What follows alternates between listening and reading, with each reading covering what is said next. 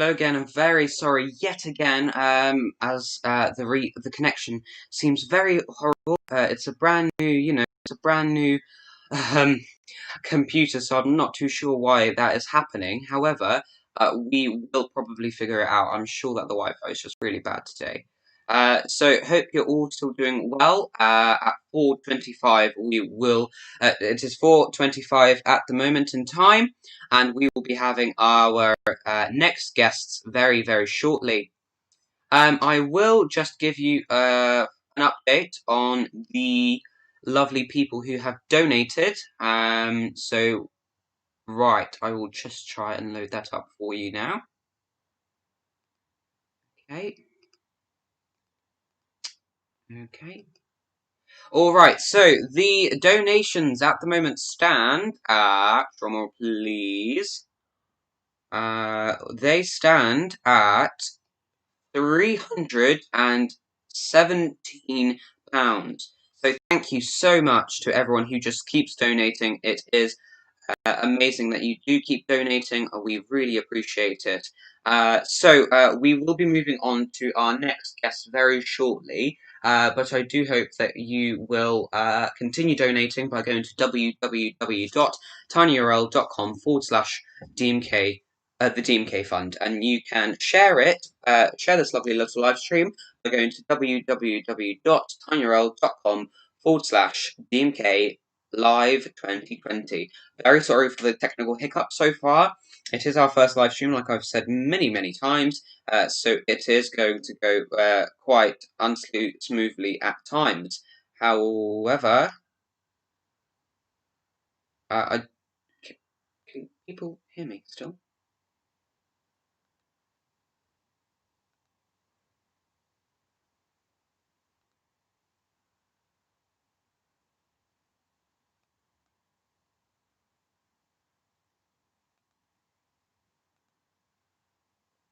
Okay, I thought that we ended the live stream for a second then.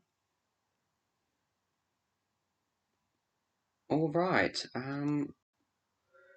Let's get the people in for our next interview slot.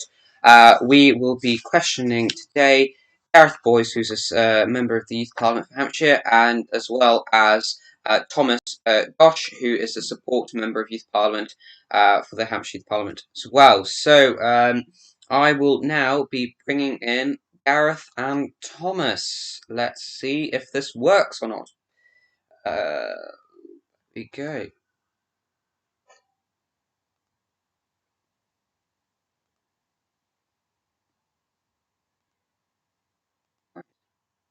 If all goes well, we will hopefully have both of them onto the live stream. Hello. Hello, Gareth. How are you? Hello. And welcome, everyone. Oh no, you guys have switched. Gareth is apparently Thomas, and Thomas is apparently Gareth. Oh no. Alright, we can deal with that, I am sure. Thomas is actually Gareth Boys on the live stream, and Gareth is Thomas Gosh on the live stream. I'm sure that they are not having an identity crisis. Hello, Gareth and Thomas. Hello. Hello. Great. Thank you so much for coming onto the live stream. We have been having a few technical difficulties, of course, but hopefully we will get through the live stream and the interview today. So, Gareth, I'll ask you first. How has lockdown been treating you? It's been good, productive, busy, lots of schoolwork, and lots of youth parliament stuff. I know we've got an announcement later. Yes. And Thomas, what about you? How has lockdown been treating you? Yeah, it's been all right. I've been quite productive.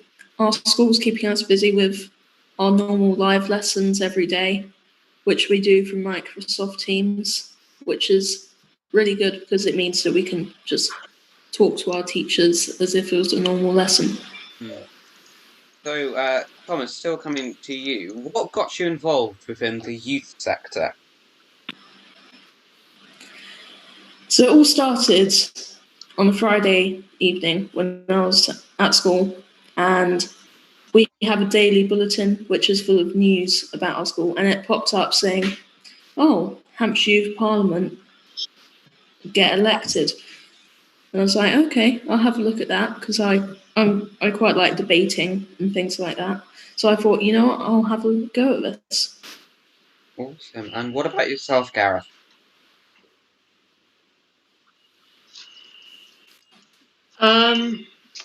It was quite a funny story, really. The last MYP from my area also went to my school in 2 years above me, so I knew him quite well. And it started with a Make Your Mark ballot, actually, and that's how I found out about it, and I wanted to get involved that way. Awesome. So, I'd also been doing a lot of that sort of thing at school already and debating.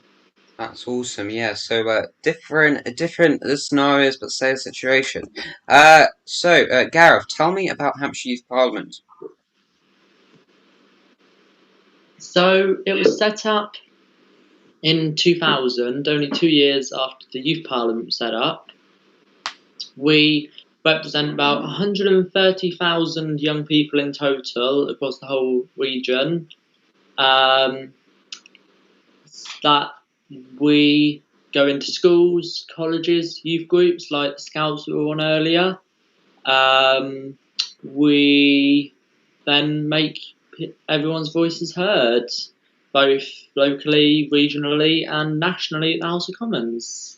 Awesome. And Thomas, so do you have anything to add? You had a different perspective of the Hampshire Youth Parliament. So, Thomas, for your information to viewers, is brand new. He was newly elected to the Hampshire quite recently. So, tell me about HYP. How was your election? So my election was quite good. Our school wasn't that organised though, with dishing out all of the voting codes, which was quite annoying. So I didn't get many votes until the last couple of days. But, you know, all my teachers got behind me. HYP so far has been really fun. It's been like really inclusive. I feel like I've really been welcomed in, even though I haven't met anyone in person yet. Hmm. But yeah, that's pretty Awesome. much it. So, Gareth, what does your role as member of Youth Parliament entail? So I get to go out to schools, colleges, like I was already saying, give assembly presentations, both throughout the year, particularly through Make Your Mark, to try and get everyone's voices heard. Go to meet MPs, decision makers, councillors, go to events where we can bring it to people like Stagecoach, which was we last year we were able to. Yeah, Hmm. just like the other week, I was able to meet an MP, Suella Braverman. Hmm. Well, that's awesome. And what about you, Thomas? What does your role entail? My role as support member of Youth Parliament for West Hampshire is to basically just support my member of Youth Parliament, which is a Shao, in any way that I can. And also, we split the schools, which we have to go and talk at assemblies between us. So she normally does the colleges and I do the schools. Awesome. So Gareth, tell me about the campaigns that you're running. So at the moment, one of the main campaigns that I'm involved with, we've got two sections on the Hampshire Parliament at the moment. So we've got two different campaigns. So I'm in the Protecting the Hampshire's Environment group. So at the moment, we've launched a logo contest. So if you search at eco.hansyp, Twitter and Instagram, we've got a contest where you can design our logo. We've got a lot more planned, but then lockdown came in, so we've got a lot of social media stuff that you might be interested in if you're watching. Yeah. And I'll chip in the other campaigns. other campaign is the mental health campaign. So, basically, the mental health campaign is called #Prioritize Yourself. However, we had this whole big campaign set up. It was, assemblies and so many posters and so many competitions. However, lockdown came and oopsie daisies, we can't do that. And we just felt that as a group, a social media campaign wouldn't be as effective because there's so many mental health campaigns out there on social media. So the main campaign, of course, we're focusing on now is protecting Hampshire's environment, which is an amazing campaign, and we will talk about an announcement that Gareth has also to do with another project. So, Thomas, can you offer a piece of advice for young people who perhaps want to get involved? So I think just the main point which you need to understand is that there's nothing wrong with asking. Like, people are sometimes afraid to ask about getting involved, helping out in any way they can, and that just puts them off because they don't like asking. But once you just get past that initial barrier, then it can open up a world of opportunities. Yeah, and what about you, Gareth? I'd say sort of look at what opportunities are out there. Write to MPs, sign petitions, create your own petition, and if you want to get involved with the Hampshire Youth Parliament, follow our different social accounts. Just search Hampshire Youth Parliament at HantsYP, and just get your voice heard. As Thomas said, once you get over that first barrier, it opens you up to so many opportunities. Gareth, what has been your highlight of the time with Hampshire Youth Parliament? I think the House of Commons definitely has to be the highlight. An amazing day with MYPs from across all over the country, all going to the House of Commons in the chamber and debating speeches. We got to see the Speaker and the Deputy Speaker. So Lindsay Hoyle was the current Speaker. We got to vote in the lobbies, and it's just a great day, a great experience. Yeah, and Thomas, I know you've been with us for quite a short while, but do you think you could pick a highlight of your time with Hampshire Youth Parliament? I mean, yeah, I feel like all of the campaigns, just the meetings, the campaigns especially, they're just so much fun to organise and take part in. It's just nice being part of the little group which is Hampshire Youth Parliament. Awesome. So, during lockdown, what have you guys been working on? So it doesn't have to be necessarily as part of Youth Parliament, but what have you been working on? Gareth, I'll go with you first. So, in particular, should I make one of the announcements now? Yeah, go for it. So one of the projects that I set up in partnership with Hampshire Youth Parliament was Operation Livestream, where we were doing live streams some couple of days a week. So normally it was the Monday, Wednesday, and the Friday.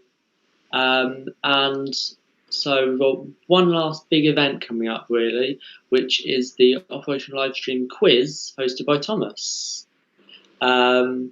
So we're going to be raising money for some more great charities, including the Hampshire Youth Parliament and the BYC, which this is raising money for. Go donate.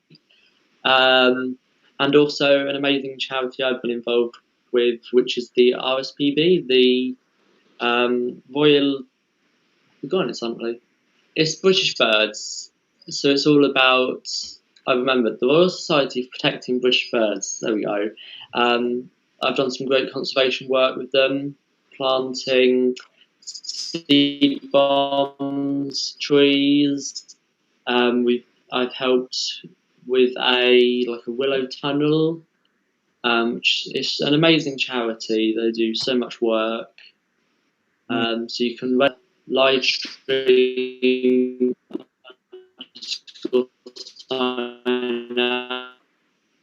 /livestream_sign up or donate. It's bit.ly/quiz_donate. And there's going to be something for everyone. Yes, awesome, and we'll pop the links in chat soon. So, Gareth, what days before Northern Italy was declared in lockdown. So we were kind of unsure whether I should go into quarantine for 14 days or not.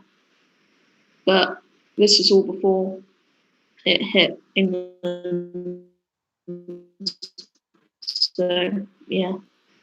Yeah, and I guess everyone has their own ways of dealing with it. But so, Gareth, I know that we've been working quite well together in leading the social media side of things with Emily. So what kind of content and projects do we continue to offer, I guess, during lockdown?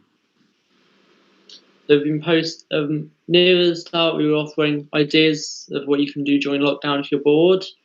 We've been putting out information about the work we've been doing.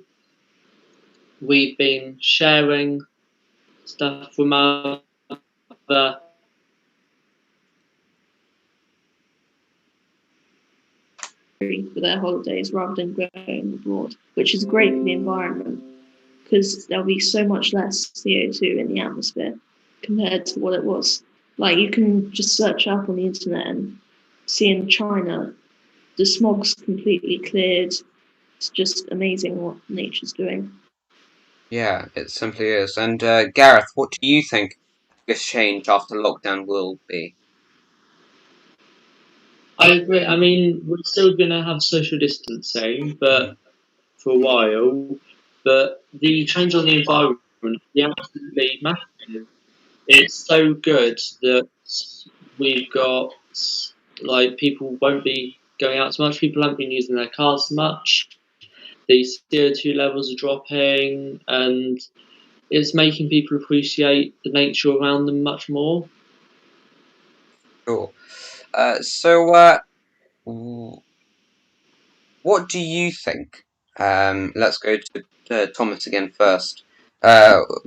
What's the biggest adjustment that you've had to make to continue doing your job during lockdown? Well, I had to invest in a laptop. I think that's a big change because normally I just go to physical meetings. But the biggest change is probably all the equipment that I had to get, like a big long Ethernet cable, which is running down here, so I get fast Wi-Fi. And yeah. Definitely. And what about you, Gareth? Not really sure. Just been sort of adjusting really to having the lessons online. Yeah. Alright, so let's go to Gareth again then first. One piece of advice for the users, for the viewers of course today, during lockdown, what would that be? Just expect, as I think was said earlier, you're going to have some productive days, some days that aren't so productive. Just take time for yourself, your mental health, and just look after yourself. What about you, Thomas? Well, I'd just say try and get out into your garden. If you don't have a garden, plant something. Like, doesn't matter if it's on your windowsill, in your bedroom, just planting something and watching it grow is just amazing for your mental health. Awesome. Well, thank you very much to both of you for coming along today. So, Gareth, do you want to just expand a little bit more and tell us about all the announcement? So we're launching the contest today. Is the link on the screen? It should be appearing very soon, but continue. So you can go online. We're launching a contest. It's going to be a surprise prize. Literally, it's so easy to enter. I think you put your name, your email, click submit. You're entered into the contest. Then, if you follow us on Instagram, hit the button. It'll give you a confirm thing, and it'll enter you like 20 more times into the contest.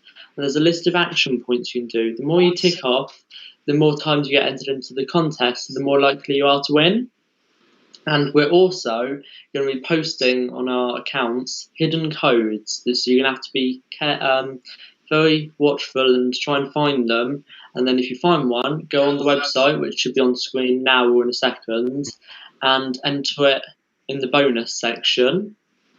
And you should get more entries again. So just a great way for you to win some prizes, really. Sure, and I'm just trying to find the link to the contest, but it seems to have disappeared, which is not too good. So I will pop it in chat and share across all social media. I will put it on chat and in the link to the description, so do get involved. Yeah, so it's a great opportunity, and there's a mystery prize involved, so you go. So thank you very much, guys, and we will speak very soon. Thanks. Bye. Bye. Bye-bye.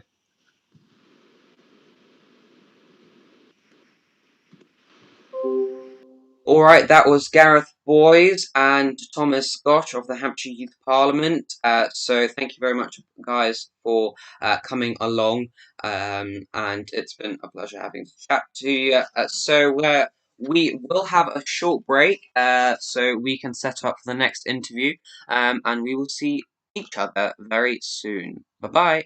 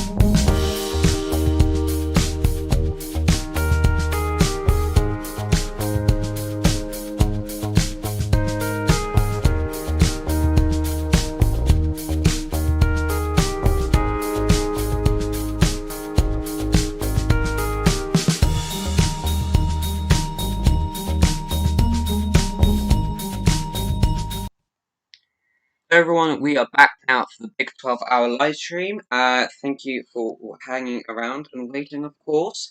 It's been a pleasure holding this until 5 o'clock already. Yes. Alright, we will yet again be back very, very shortly. Sorry. Again, thank you.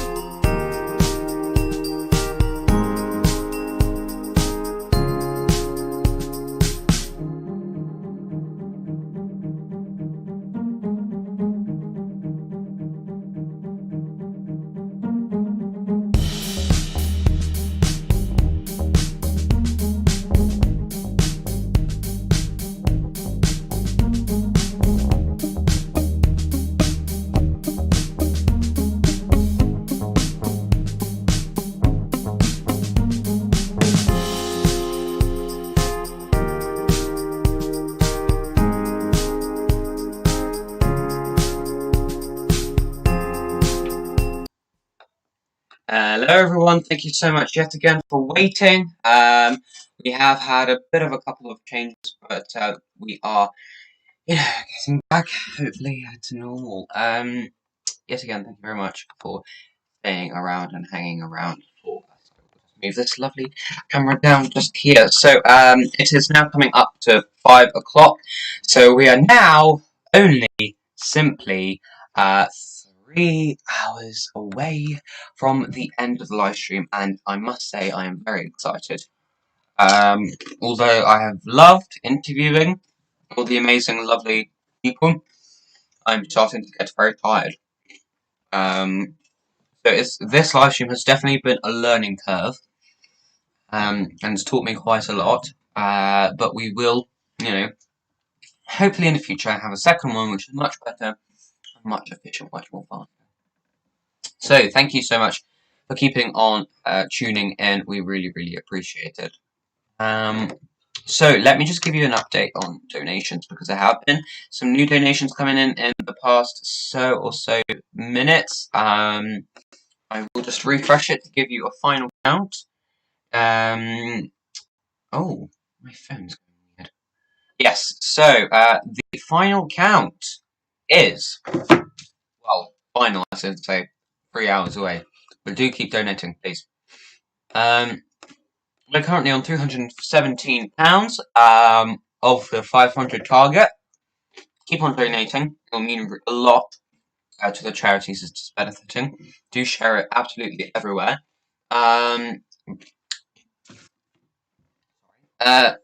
So thank you very much to the people who have donated so far. James, Bethan, thank you very much, of course, lovely, for donating, and so many more. I will give you a whole rundown of the list who have donated, for being just lovely, thank you very much. And Karis Hogan will be joining us at 5 o'clock instead of Faith Oliver, who's unfortunately had to drop out quite last minute. I've got my throat.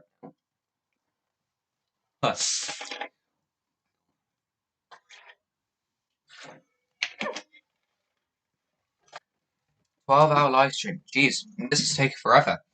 No, I love this already. So far? We are about how long? About 2/3 of the way in already. Oh no, I think 3/4 of the way in. So great job so far.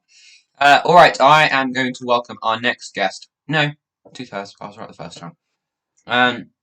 We're going to join our next guest, who is Karis Hogan. Karis Hogan is a member of the Young National Children's Bureau, and she is, of course, Bethan Hogan's sister and twin, if you didn't realise. So you might be spooked out when you first see Karis. You might think it's Bethan, but I promise you it's not Bethan. Well, I hope it's at least I hope it's not. So Karis Hogan is a member of the Young National Children's Bureau and does a lot of work with Flair, and she'll tell you all about that very soon. Hello, Karis. Hello, how are you? Yeah, good. How are you? I'm good, thank you. Like I said to the viewers, it's not Bethan, I promise. It's just a different version of Bethan sitting in the same chair in the same room. Yeah, I'll ask you some questions and then we'll see how we go. Sounds good. All right. So, how has lockdown been treating you?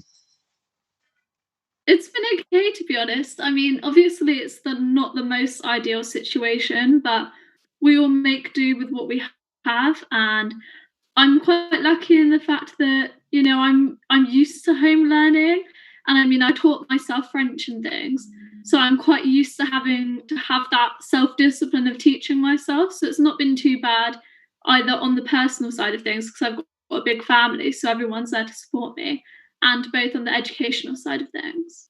The youth sector.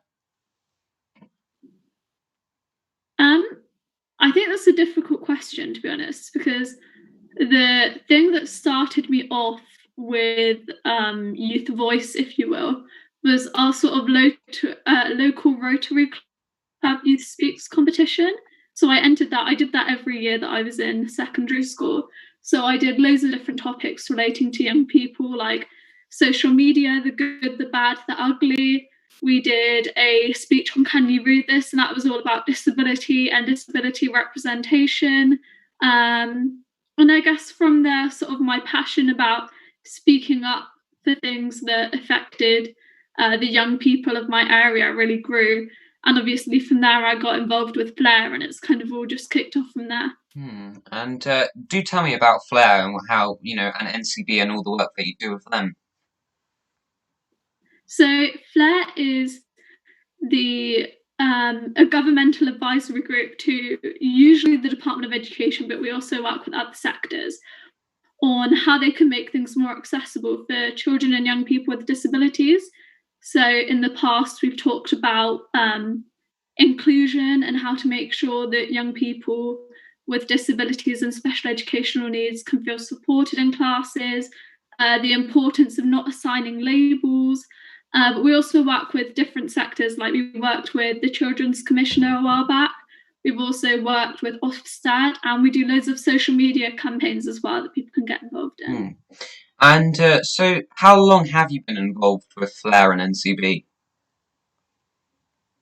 That is a difficult question. I think it must be something like 4 years now. I have a feeling it was May 2016 that I joined Flair. So something like that. It's probably nearing the 5-year mark. I should probably have a party or celebration for that. I don't know. Get a little badge, But it's been a while. So can you offer perhaps a piece of advice for young people who want to get involved with NCB or just any of the part of the youth sector? So you can get involved with NCB quite easily. I'd suggest signing up to their newsletter, because from there, if they have any recruitment drives for the advisory groups, then you can get told from there. And that's a great way to kind of kick off becoming more involved on the strategic side of things. As for just getting involved generally, I think the biggest thing I can say is just do it, even if it's just starting an Instagram account to campaign for something you're passionate about. You don't need to have any experience, you just need to have a point of view and something you're willing to talk about and really want to be shared with other people, because you're going to find other people that are passionate about it. So if you just go for it, you're gonna have it done from there, you know. Mhm. Yeah, and I guess it's really important to get involved in the youth sector. So yeah, that's really awesome. So what do you think has been a highlight of your time with NCB and Flair? Um, I think my personal highlight has to be co-chairing the first ever Children and Young People's Conference, specifically for children and young people with special educational needs and disabilities. So I believe that was hosted in Birmingham. It must have been 2 or 3 years ago now. And it was the first time we've ever done it. And we invited loads of different youth groups from across the country. And we all came together. And it was such a huge day of celebration of what makes us all unique and special. And it was just so beautiful to see people come together for a cause that we're all passionate about, and different charities gave different workshops. So, for example, I was involved in doing something on social media and using social media to spread awareness about an issue. But I know that another charity I worked with did stuff on autism and training, and more like practical, strategic elements of it. And yeah, I mean that. So how long was that conference?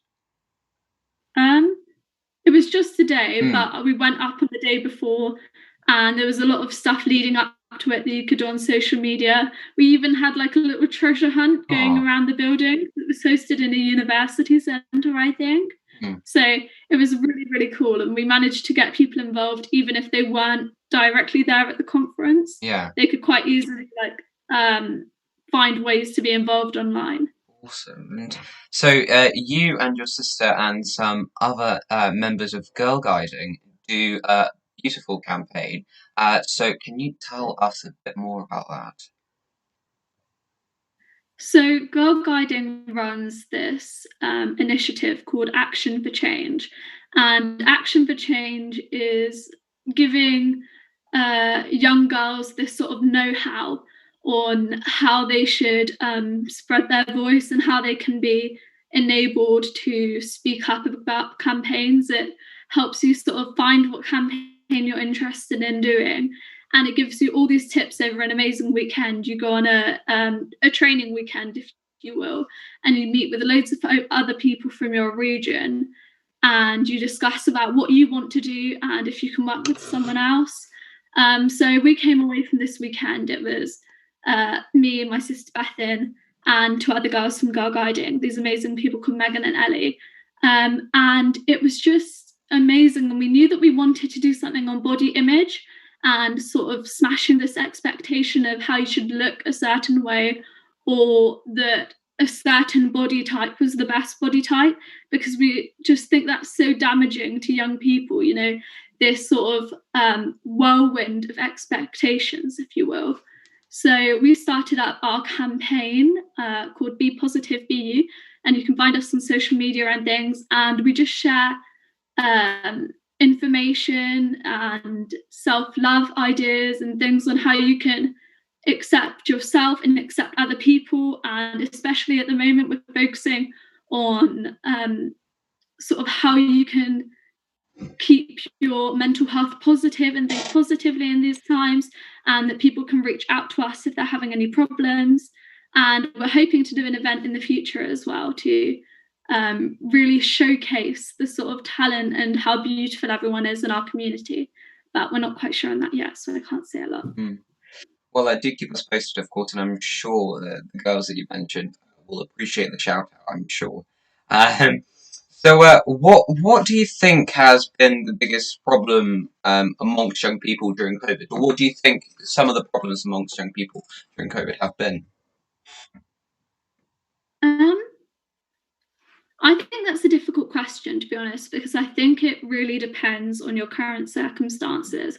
So I know that a lot of friends of mine are really, really nervous about their education and whether they'll sit an exam next May, or, you know, people who have had their or supposed to have exams this year that are being cancelled, and them needing certain grades to go up to uni or to go after the college they want. But I also know a lot of people who are struggling on the mental health side of things, and it's quite daunting, especially if you're an only child, to be alone with yourself for so much of the time, because it really makes you start thinking in your head, I think. So I think that's been a really big problem for some people, just to keep positive and go outside and sort of confront the fact that everything is scary at the moment, but that's okay because everyone's finding it scary and everyone's having to adapt to it. Sure. Well, to use your own campaign name, be positive, be you. So you're welcome. So I guess, how have you continued to? Exactly. Yeah. How have you continued to engage with your followers and your guarding? I was about to say people, but then. So how have you continued to engage with them? So on our Instagram account, because Instagram is probably the thing we're most active on, we regularly put little polls up, or ask people to message us with ideas on content they want to see. So for example, I'm a psychology student myself, so I teach myself psychology. And so a few weeks ago, I put up a thing asking if people would want to hear different things about different mental health disorders, and sort of smashing the stereotypes around mental health disorders and talking about the symptoms and what you can do if you think your friend is suffering with depression or anxiety or something at the moment. So we really try and engage with followers so that our account is something that they're happy with and that they come to for support. And because we're such a people orientated campaign, our whole thing is about loving yourself. We really try and engage with our followers through emails and direct messages and polls and things. Even when it's anonymous, we had surveys and things a while back, just to try and make sure that we've got a focused message and everything that we're saying is constructive and supportive to people. Yeah, and it's really important, the work that you do, and it's just really, to be honest with you, quite inspiring to see. So what has been the biggest adjustment that you yourself have had to make to continue your role within, within NCB and everywhere else during lockdown? Probably just changing everything to be online. So we had a Flare meeting a few weeks ago, and that was really weird because we did it all over, it might have been Zoom. I can't remember if it was over Zoom, but it was one of these sort of virtual meeting platforms. And that was, it went okay, but it's just weird to try and adjust to it, I think. And obviously a lot more has gone onto social media because we can't do the events that we wanted to do. We're supposed to have our Flare meetings in London, but at the time of the Flare meeting, obviously London wasn't the best space to be in with the current situation, especially considering that some of the members of our group might be in more vulnerable categories. So I guess it's just having to adapt to everything being online and staying in contact more, because now more than ever it's so important to be on top of your emails and texts and things. Definitely, it like you said, it's always about staying online and moving everything onto line online. So I know what you mean. yeah, of course. What do you think will be the biggest change after the lockdown will hopefully completely lift, or whatever a new normal might look like? I love that phrase, the new normal, because I think that we really don't know what the change is, because we could say that maybe that we're coming out of it now, because a month or two ago we would only have our daily walk. So we are slowly getting there. I think the biggest change might be more people working and learning from home. I think there is going to be an impact as well on charities and things at the moment. And that's why I'm so encouraged seeing so many people's fundraising efforts like this, or if you look on the news, like other people who are doing amazing things to be keeping our charities opening and running. But I just guess the biggest change is just having to deal with it and having to recover, because that's happening in every sector, So I think that things will just be easier for people when we get to see our friends and family again. And I know that contact is something that people have already been struggling with. So I think the biggest change in a way may just be that we value things more. Like at the end of this, I know that I'm going to be valuing sort of my walks around more and thinking about how beautiful our local area is. And I mean, I've got to know some members of our community a lot better during this time. And I think it's really important to think on the positives because things are changing, but not everything has come out badly, Definitely. Well, I will definitely be valuing and appreciating a good breath of fresh air after having a live stream for 12 hours. But yeah, so to finish off this interview, one piece of advice for the viewers during lockdown, what would it be? In just like keeping positive, or I mean, whatever. What do you think? Everybody is struggling, if you're struggling if you're not struggling in some way at the moment, I envy you. Yes. Because everyone is fighting their own battles, everybody has their own difficulties, and I think it's just really important to know that you're not alone. Other people are struggling, and it's okay to admit that you're struggling, and if you are, then please reach out for help, because you deserve that help and you deserve to have someone for you. Yeah, well, that was good advice, definitely, for sure. Well, thank you very much, Karis, for stepping in quite last minute. I know it wasn't ideal, but yes, again, thank you so much. That Karis Hogan, everyone, a member of Youth Parliament. Oh no, oh no, member of Young NCB. And of course of Flair. Thank you so much, Karis, for joining us today. Thank you. Bye. All right, bye now.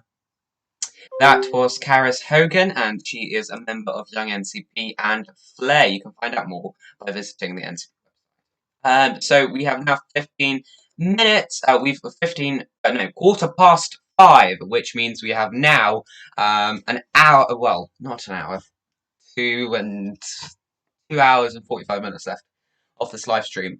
So I will now announce the competition.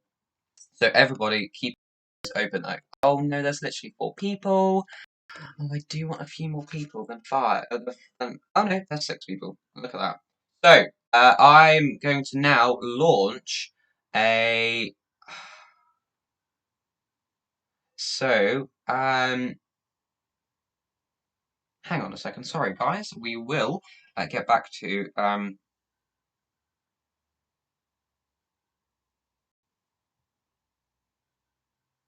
So, we are now going to launch a new competition. So, everybody watching, do stay on, because right now it's your chance to win something. And I will just put something on Instagram so people can actually know. Let's do a little thingy.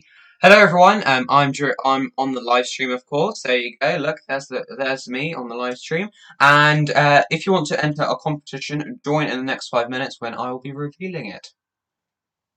I'm on the live. Ooh, I'm very loud. So yes, we'll be announcing this in literally 5 minutes as soon as we get a few more people, of course. But thank you very much for. For tuning in, and we, I'm sure, will get through it.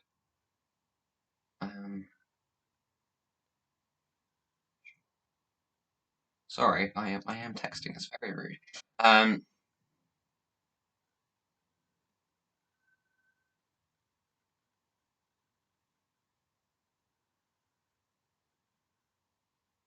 Okay, right. I will stop texting right now. So, all right. I will announce it. So, I will now, just because I will enable live chat to let people start, chatting again. So do say hello. Hello, hello, hello. Do say hello. Do you want to say hello? Dun, dun, dun. Say hello in the live chat, please. That would be lovely.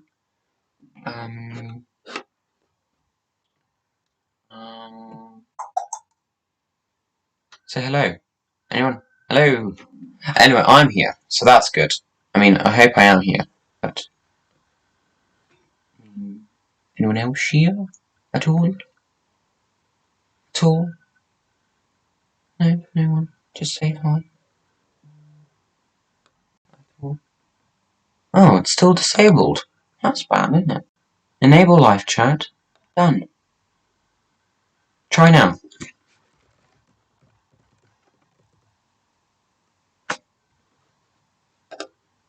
It's bad, isn't it?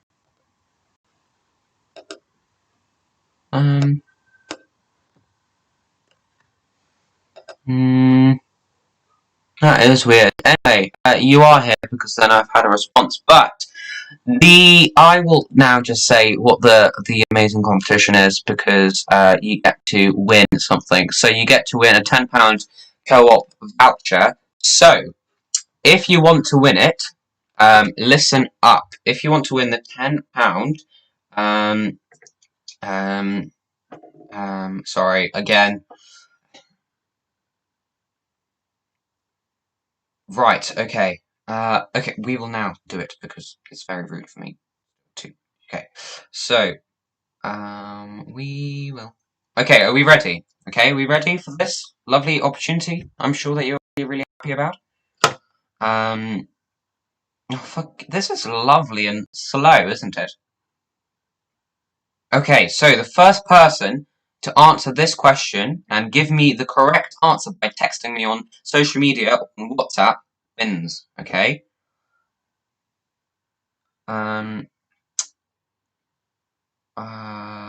Okay.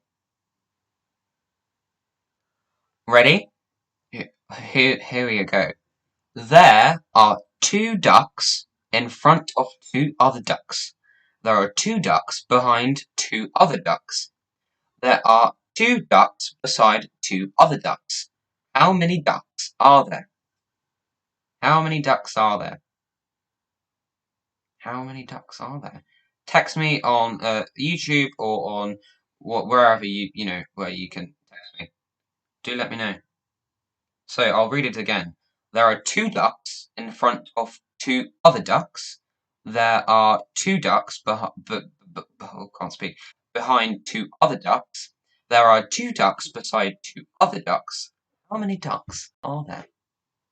So do let me know the answer, please. I'm sure that you want to win.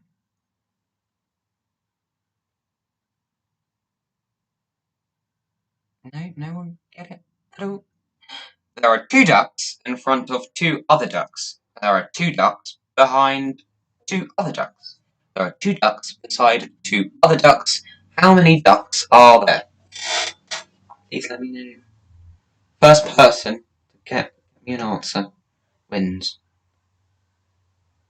Come on. Nicola Marshall, congratulations. No, Nicola did it. Nicola did it. Nicola did it. Nicola did it. Nicola did it. Not five. Not Nick. Bethan, stop it. Bethan. Bethan. Gosh. Bethan. No. Oh my gosh. Bethan. Hogan. No. Paris. It is for Nicola. Well done. You have won the £10 co-op gift card. Well done. Oh gosh. I made everyone silent. Well done. To Nicola for winning the second £10 co-op gift card. I will pop them in the post for you this week. All right, we will shortly be getting on to our next guest, who will be Councillor Ross Chad. Councillor Ross Chad is the county councillor for Hampshire County Council, as well as the executive member for education and skills, and we'll be interviewing her very shortly to talk about her role as there. All right, it is now 23 past, and let me give you today's news. Who's ready for a bit of news? Because I'm sure I am. The news today. Top stories. Oh, come on. Imagine if it doesn't load. Checking for news stories. Okay, coronavirus. The pandemic getting worse in the US. Who's ready? Florida records over 4,000 new cases of COVID-19 in one day. The news in the US has been dominated by anti-racism protests for the past couple of weeks, but coronavirus is now back in the headlines. Several states have seen a record number of cases in recent days, leading to fears that the country is experiencing a second wave of infections. But Vice President Mike Pence said those fears were overblown and accused the media of using grim predictions to scare the American people. The number of infections is going up. With more than 2 million coronavirus cases, the US has the highest number of confirmed cases in the world, about a quarter of the global total. The situation got really bad in late March, but in May, cases were declining and most pubs had begun to ease restrictions put into place to halt the spread of the virus. The number of new cases rarely fell below 20,000, though, because of some states were bringing their outbreaks under control, others were only just beginning to see flare up. So 2 million cases in the US. Of course, it's not the exact figure 2 million, but it is right. Well done to, of course, Nicola for winning the little competition there. As I said, I only give it out to people that deserve it. So Karis won the prize draw, of course, earlier this morning, and Bethan didn't win. Nicola, thank you very much, Nikki, for being here. Won the prize draw. So, well done, Nikki. Hello, Mr. Peebles. We are now getting to 25 past and 5 minutes until I let Councillor Ros Chad, Hampshire County Councillor and Executive Member for Education and Skills, to do her interviews. I will give you now a donation update and tell you about amazing people who have donated. Let's go. So, the total so far is still £317. But it's okay, because it's going good. So, I will read out the lovely names of the people who to show me their names. So James Jenkins, thank you very much. And Hogan, thank you very much for your donation of £10. Anonymous, thank you very much for your £5 donation. Oh, I can't see them all. Oh, that's not good. Oh well. Anyway, I know how much, so it's all good. Thank you very much for people who continue to donate. Do continue donating. I really want to reach a new target of £500. So donating. Beaucoup, au revoir. No, not au revoir, not yet. Not yet. We still have some time to go and some guests to come through. So we've got Councillor Roger Chad coming up. We have got coming up slides to go through. We've got Alicia James, who is the Member of Youth Parliament for Thurrock, to join us today on the live stream. And then we've got Owen Castelli of the Hampshire Youth Network to join us. And then, unfortunately, it is the ending of the live stream. Yes, you heard me! We are ending the live stream, which is really, really sad, and I have loved it. I hate it. Doing this live stream for 12 hours, raising amazing money for the amazing British Youth Council, Hampshire Youth Parliament, and Overchoose United, Unity, and of course my organisation, DMK Worldwide. Alright, we are now just coming up to 12:30, so we will be letting in Councillor Ros Chad very, very shortly. I am just, of course, checking chat every so often to make sure I don't miss anybody. Oh, thank you, Mr. Peebles, for donating. Yes, still going, sir. I tried to. Yes, Operation Livestream. Thank you, Gareth, for putting the link. So if you want to get involved, there are the links there. We have had a total of 300 viewers over the course of this whole live stream. So thank you yet again for continuing to watch me talk all day. I'm sure it's a lovely experience for you. So yes. All right. Okay. Right. We're going good, which is good. I will.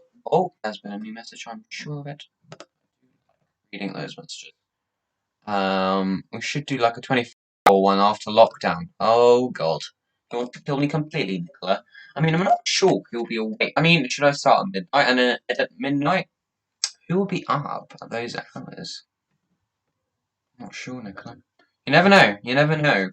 It might be in the works quite soon, but I'm not too sure who will actually be that crazy to stay up.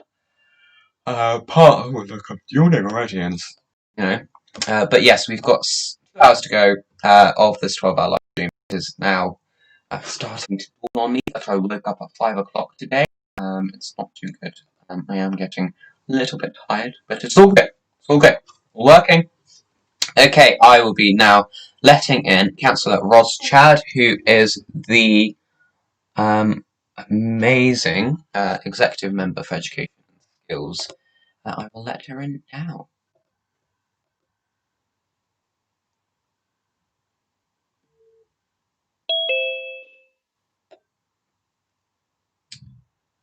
Hello, Ros.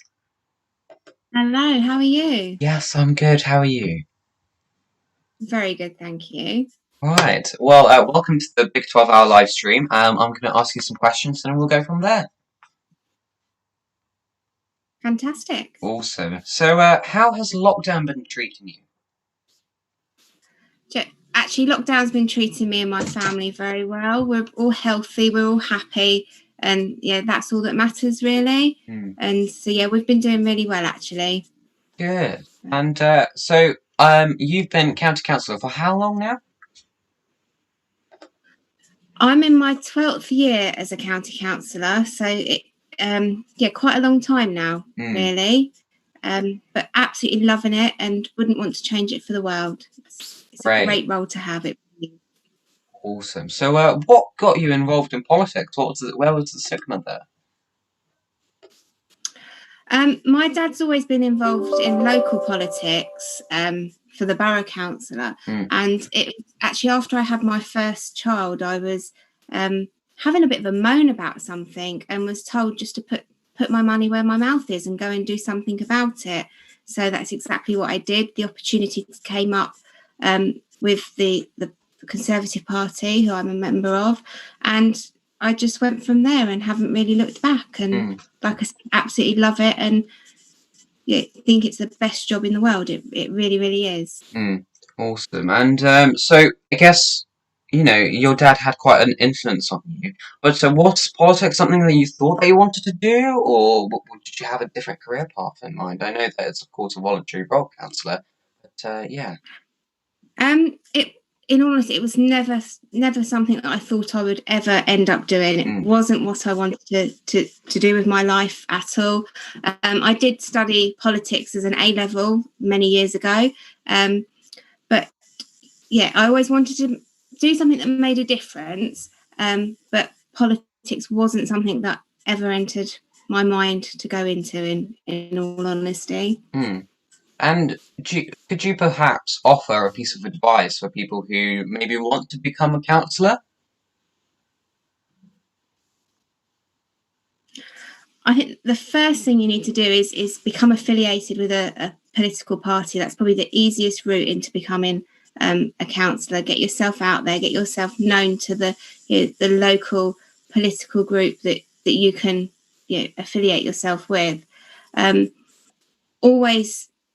Always try your best to help others, and never ever forget who put you in the privileged position that you end up being in.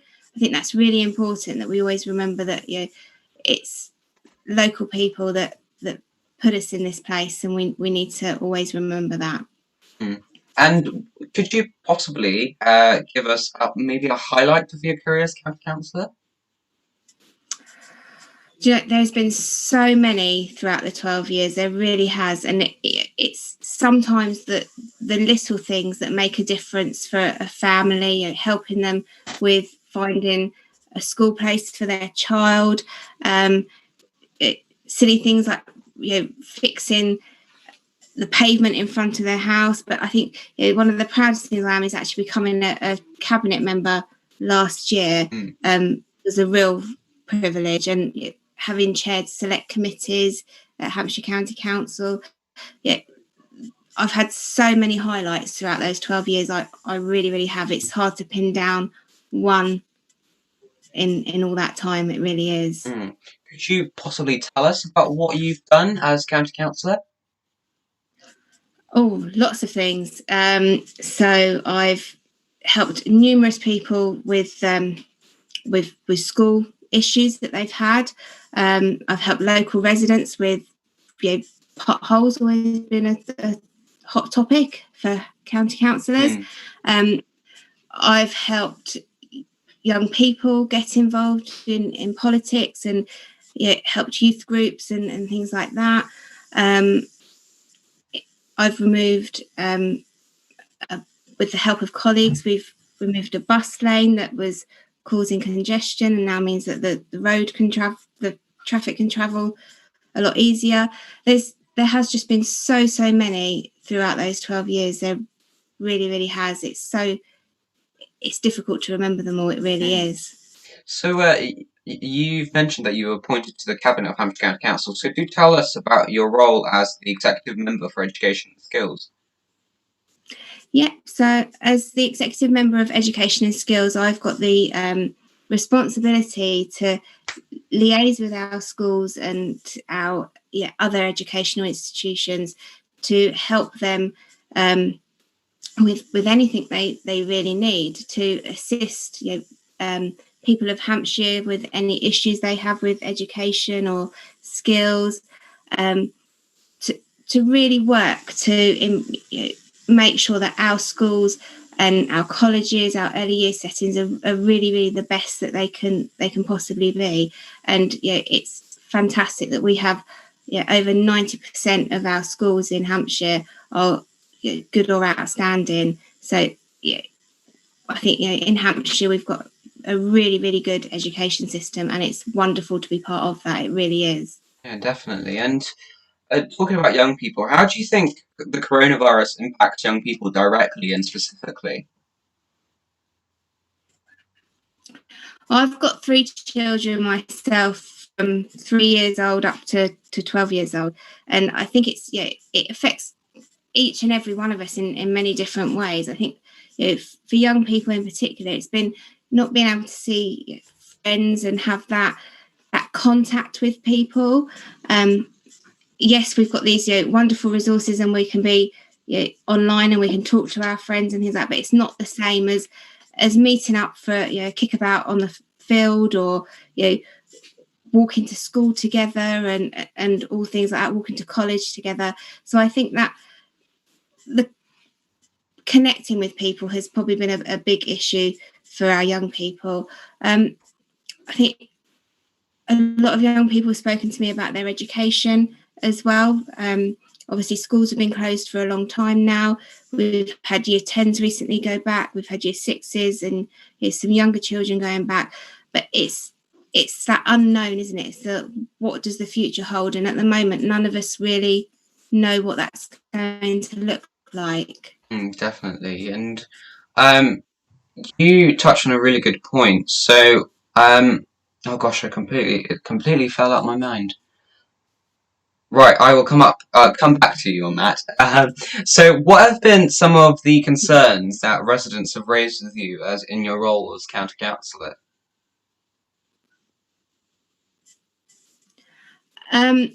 During the COVID period, we've had lots of correspondence in regards to the household recycling and waste centres. So that's been a very hot topic for residents during this COVID period.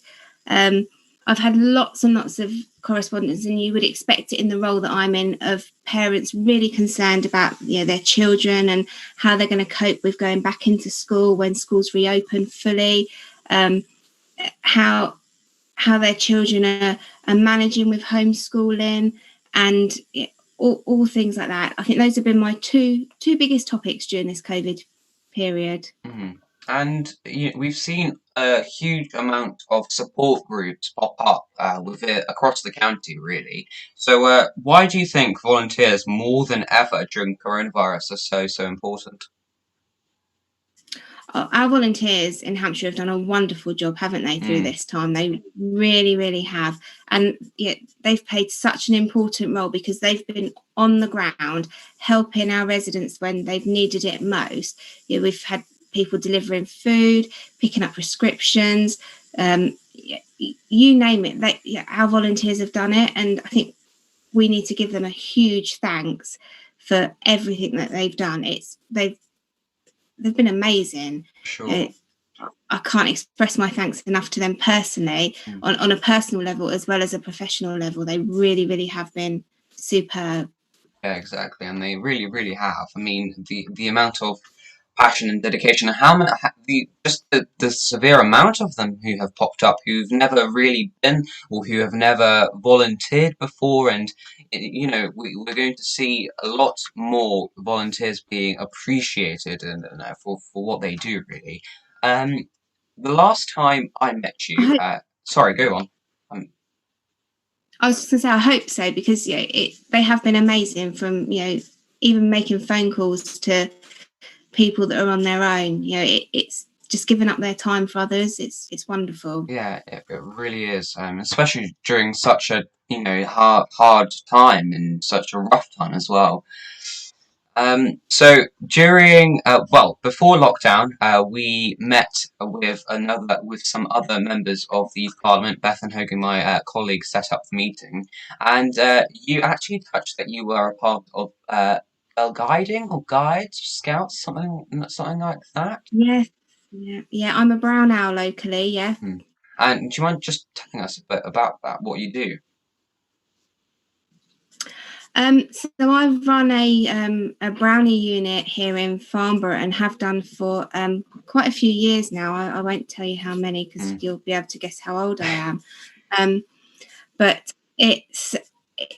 it's wonderful, and it goes back to that whole volunteering thing, doesn't it? It's so nice to give your time for young people, and to watch a group of 7 to 10-year-olds really grow and become inspired in all the activities you're doing. And actually, it's been amazing during this time. We've continued with our meetings online. We've set up Facebook pages where we've posted activities for the girls to do. So we've tried to keep them as engaged as possible all throughout this time, because I think I really believe that organisations like that are so important for our young people, because it is that sense of belonging. It's that sense of just knowing you're part of something bigger as well, and that actually you have a certain amount of responsibility as an individual as well, as within that group, if that makes sense. Yeah, definitely. And I think it's I would encourage all young people to get involved in any voluntary organisation like that. I think they are such wonderful things for our young people to get involved with. They really, really are. And it's great working with those youngsters. It's amazing. So, of course, lockdown has really limited how you can engage with your, residents. How have you continued to do that? So most of it has been through social media and through emails. I've done the occasional phone call to residents as well. But a lot of it has been through our social media networks, and through our emails as well, and just making sure that that we are on top of our emails all the time, and that we are getting in touch with as many people as we possibly can. I think that's been so important. do that during that time. Definitely. And what do you think is the biggest adjustment that you have had to, make to continue your job? I think the biggest adjustment that I've made is probably working from home. Really, it's something that I personally had never done before. I was quite used to going off to Winchester nearly every day for meetings and things like that. And actually working from home has been, it's actually been really, really fantastic. Another one of my adjustments has been, personally, I've had to homeschool 3 children during this time as well, which has been fun, to say the least. Really great. But I actually think that the home working side of the thing is a really positive step as well, because it's something we can definitely learn from. If for anything to COVID-19 has been so tragic and absolutely devastating in some ways, but I really do feel that there is a lot of learning to be had from the way we've adapted to the way we go about our day-to-day work now. And I think that a lot of that is positive and needs to carry on once we are out of this. So I guess I want to ask you, what do you think will be the biggest change after lockdown is lifted, or whatever the new normal may be? What do you think it would be? I really don't know at this moment. I think it's constantly changing at the moment. So to pinpoint one thing, but I think what we need to look at the way we work. We need to enable more people to, if they want to be able to work from home, because it's not just it benefits the environment. There's less people traveling, and it, for me, that's got to be a really positive thing to come out of this. I think I think we're going to be more aware of mental health issues coming out of this as well. And again, that's actually a really positive thing, that if we can talk about mental health concerns more openly and freely, then again that's a real positive, because it doesn't then attract the stigma that it has done in the past, and we can help people with those concerns that they do have. Well, Ros, thank you so much for joining me today and letting me interview you for the Big 12-hour live stream. It's been a pleasure. Thank you so much. Right, so thank you. See ya. Bye. Bye-bye. That was Councillor Ros Chad, who is the County Councillor for Hampshire County Council, and she has done a lot of work for Education and Skills, being the executive member for Education and Skills at Hampshire County Council. So thank you very much, basically, for actually tuning in. It's been a pleasure. Ros has been really helpful throughout the whole process. We've met her now once or twice, just to speak about her role as county councillor. So it's been a pleasure. So do keep on donating. To donate, you can go to www.tinyurl.com/the DMK Fund. For more information, visit www.demetriusmasonsnyp.weebly.com. And for all your links and all the information you'll ever need, go to www.linktr.ee/Demetrius Masons. Alright, so let me give you a donations update and how well we are doing donations wise. So let's refresh this lovely little page and we will see how much money we have raised. So far, we have raised £317 out of the £500 target. So thank you very much to everyone who has been donating. Do keep donating by going to www.tinyurl.com/the DMK Fund. Thank you to all the viewers who have been very persistent by staying here for the whole 12 hours. We've had a couple of you. So I just want to give a special shout out, of course, to Nicola. Thank you very much for staying on here. So you get to listen to my boring voice for about 12 hours. It is now just coming up to 6 o'clock, 15 minutes to 6 o'clock, when we will be doing the 30-minute slot that I have. And then we will only have 2 hours left of this lovely live stream, which is going to be really, really disappointing. But it has been a pleasure chatting to you all. So we will have a very short break, and we will come back very, very shortly. See you all very soon. Hopefully. Hopefully? No? Alright, see ya.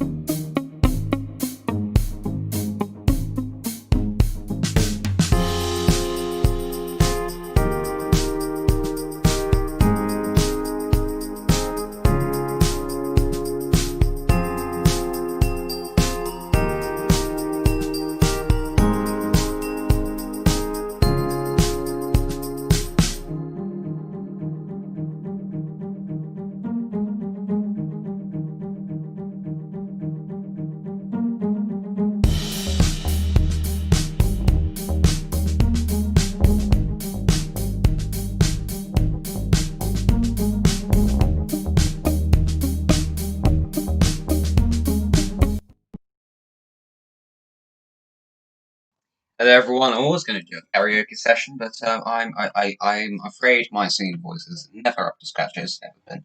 So we will not be doing a karaoke version, of course. But hope we're all still alive. Do let me know if you are alive or not in the chat, and we will continue with the next of our live stream, hopefully. And I do. Oh, Mr. Eagles, you have given the shout out. Thank you very much on Twitter. You have copied in some of your unusual followers, including Tom Cruise. No, really? Wow, that's definitely wow. That's cool. So yes, thank you very much to everyone who keeps on donating. Do keep on donating. Really important that you do. It's going to such amazing causes like the British Youth Council, Hampshire Youth Parliament, British Youth Council, Hampshire Youth Parliament, and Trees United, Unity, and of course DMK Worldwide. I am getting sleepy, as you can tell, because I'm starting to fall asleep. But I hope we're still all going well. We have got 2 more guests lined up for today. So we've got a couple of people still to interview, including Alicia Jones, who is the member of Youth Parliament for throughout Thurrock, near, of course, the home counties, and we'll be interviewing her and basically asking her about all her work with Children's Society and so much more. And then we'll be interviewing Owen Castelli, who is the member of the Hampshire and Isle of Wight Youth Commission, and who work closely with the Police and Crime Commissioner of Hampshire. As you can see on this lovely little screen, we have currently £317. Do please keep on donating. It's important that you do. It's going to amazing causes, of course, like I've said so many times so far. So yes, as you can see, of course, we will be having Alicia Jones, and so many more. Do hope that you can join us as we embark on this very crazy live stream as we end it, of course, because it's been quite some time now. But yes, thank you so much for the amazing committed people who have continued to actually throughout this whole process. I will take any questions, so if you do have any questions, do pop them in the chat, and I'll try my best to answer them. I will hopefully try and answer them for you all. We do have a couple more guests, and then we're done. I do have to complete it until 8 o'clock for it to be exactly 12 hours. Although I did technically start it at 7:45. The music anyway part of it all. Yeah, so, right. I will just have a look if any questions have popped up. Do keep them coming. Will appreciate them, and I will read them, and etc., and everything else. Yes, I will not be doing a karaoke session, I promise you. I think ears will bleed should I do that, for sure. Yes, so, hope everyone is doing alright. I do want to make sure that no one has actually fallen asleep during the live stream, but I'm sure that you have. Do keep me posted, of course. I will take any other questions in the chat, so do let me know. I will try and answer them, of course,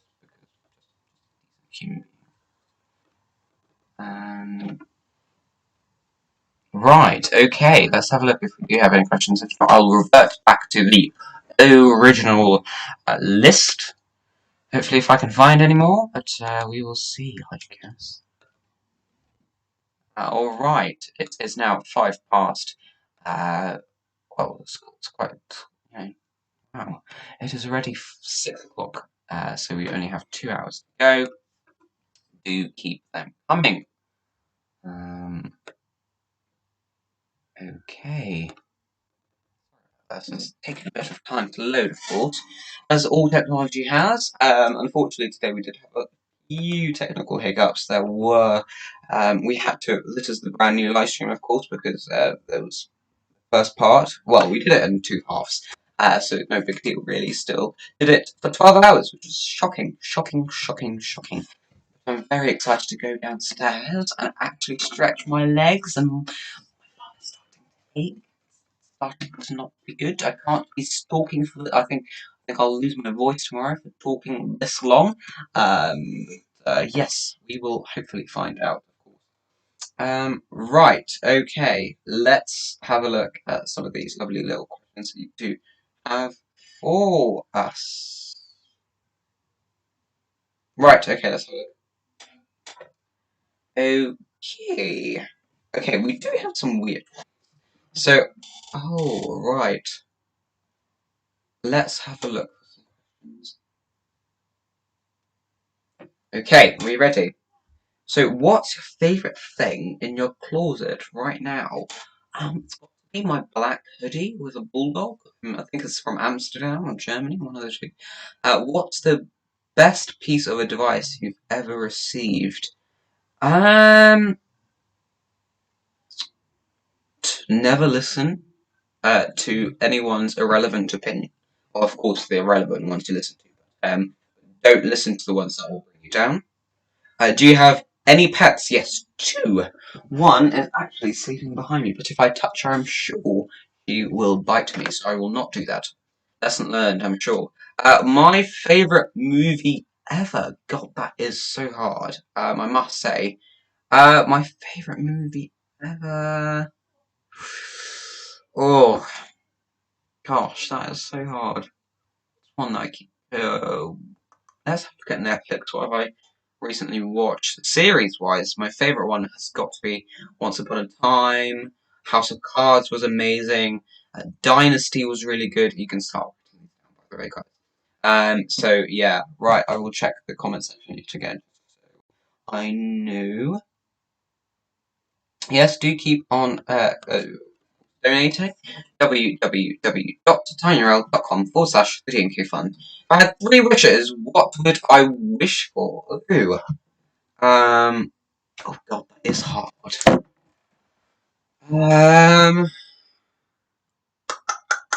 What would I wish for? Interesting. What would I wish for? Gosh, Nicola, that's a good question. Okay, in a very weird world, I would first of all wish that I. Oh god, it's so hard. I wish that everyone in the world will be happy. Number 1. Number 2, I wish that young people's voices were heard at government. Number 3, I wish that I got everything I need in life. Okay, you're welcome. That was a hard one, and that was very deep. Okay, so let's have a look. There were some questions left over. Oh, favorite film. What was it? Let's have a look. My list on Netflix. If you guys want anything to watch on Netflix, I do have a huge list. Do let me know. I can let you borrow my list. Favorite God. Oh, that was a good one. Oh, also the BBC Bodyguard was amazing. It was absolutely amazing. I love that. Gosh, it's so hard to pick one. Long Shot. It's about a dude that basically is a journalist, and they basically reunited a journalist and a political presidential candidate. They've reunited at a party, and it was quite fun. But also, Trainwreck was quite cool. It's all about like body positivity and etc. Oh no, that's not. Is it? Oh, I'm not sure now. I don't remember. Oh, I don't remember. I think it is anyway. I think. I hope. No. Yes. Amy Schumer. I think Trainwreck. I think so. I'm not sure anymore. But there you go. Describe yourself in 3 words. Jeez. Outgoing. Confident? Question mark. And kind. I hope. Right. What is near you right now? A mouse, some cologne, a candle, photo frame, some nuts, questions for the live stream, a pen, sparkling water, a fruit, a printer because I had to bring it from my room, blue tack, and some more things. Yeah, welcome. What is your biggest pet peeve?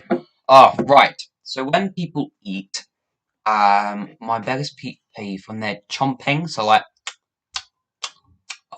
annoys the hell out of me. So never ever do that in front of me. I will go absolutely mad if that. Right. Do keep on questions coming in. Dark chocolate, milk chocolate, easy. If you could be from another decade or era, which would it be? Oh, jeez. I don't know. That's a hard one. I don't think I'm going to answer it. If you weren't in the Oh, if you didn't want to go into politics, what would you want to go into? Aviation industry. I just love. I'm fascinated with planes for some reason and airlines. And my favorite food. And Nicola, very good question. Dumplings, very easy. Dumplings I really, really love. And sushi. I've been craving sushi all of lockdown, but of course, all the sushi places and all the sushi vendors and whatever have been closed, which has been very sad. What is on your playlist right now? Let's have a look. Okay, so my playlist right now. Let's do the first 10 songs on my liked song on Spotify. La Di Da by Lennon Sulla, Surprise Yourself by Jack Garrett, First Time High by Rita Ora, Think About Things by, it's from the Eurovision and I can't pronounce the name, One Touch by Jessica Lynn and Jack Jones, Beautiful Drama by Pink, Solo Dance by Martin Jensen, Daisies by Katy Perry, and Selfish by Madison Beer. I think it is 10, but good. If you could have, we had this one. If your house was on fire, what two things would you bring back into get? Oh, jeez. What two things would I come back and get? Cats, one. Well, both cats, one thing. And well, I hope they come with us, but if I had to. And oh, jeez. I mean, of course, I'll have my cell phone. What? Who says cell phone anymore? I don't know. I genuinely don't know. I think I'll bring everything. I'll probably like grab it and just go run.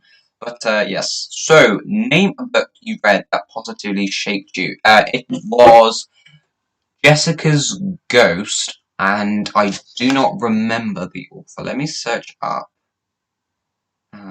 Jessica's Ghost book. Oh, it was really good. It was Andrew Norris, and it was really, really like it talked about it talked about suicide, and how Ghost all of a sudden came back from alive and taught another person. But I can't tell you all the details. You do have to read it.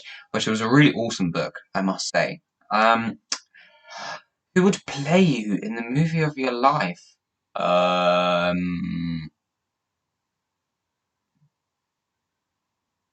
Mr. Bean, Ron Atkinson. I'm sure of it. iPhone, Android. iPhone, of course. iPhone. If you had a spirit animal, what would it be? I feel like it would be a fox or a giraffe. I don't know. What's your favourite TV show? Just talked about it. Dynasty. I love Dynasty. House of Cards was amazing. Once Upon a Time. Loads. Any tattoos? I really hope not. Best gift you've ever received? Oh God. What's the best gift I've ever received? I was gonna say my life. Thank you, mummy. No. I'm not sure. These are hard, aren't they? Yes, it was mostly read the other day, but I'm not sure. Oh, sorry. There's so many. Okay. If you had to buy something for the person you last called, what would it be? So the person last called, probably get her. Get her. These are really hard, aren't they? Okay, I'm not going to mention her name just because I'm not sure. She's quite a private person, so I won't name her. But if I had to, it's hard because shopping for a person is quite hard. I'd probably get like something to remind of our friendship. Quite cool. No, I'm quite useless at buying gifts. But yes. Okay, coolio. Let's have a look. Sorry, I am yawning yet again. It's not great. Okay.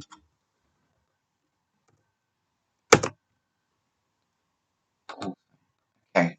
So, hope everyone is doing well. I will just having a look. If you could go back and redo an event with the knowledge you have now, which event would it be? Oh, that is so hard. That is so hard. Oh.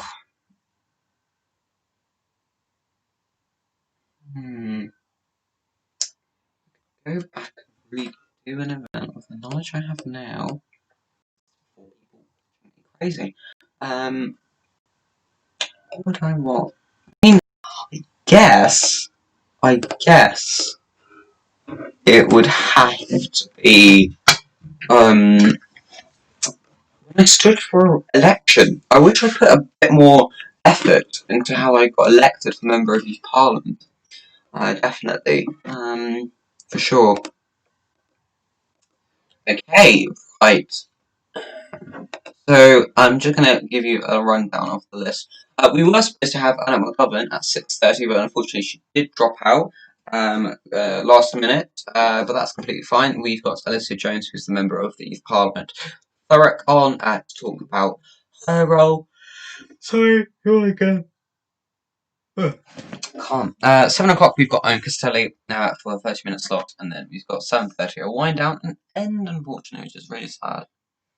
But we will be wrapping up for the end of the Big 12. Our live stream still seems so long ago, but I hope we will, we will get something. Okay, so let's. Oh wow! And a staggering amount of money has been raised just today. £200 has been just raised today, which is amazing. So keep donating and share.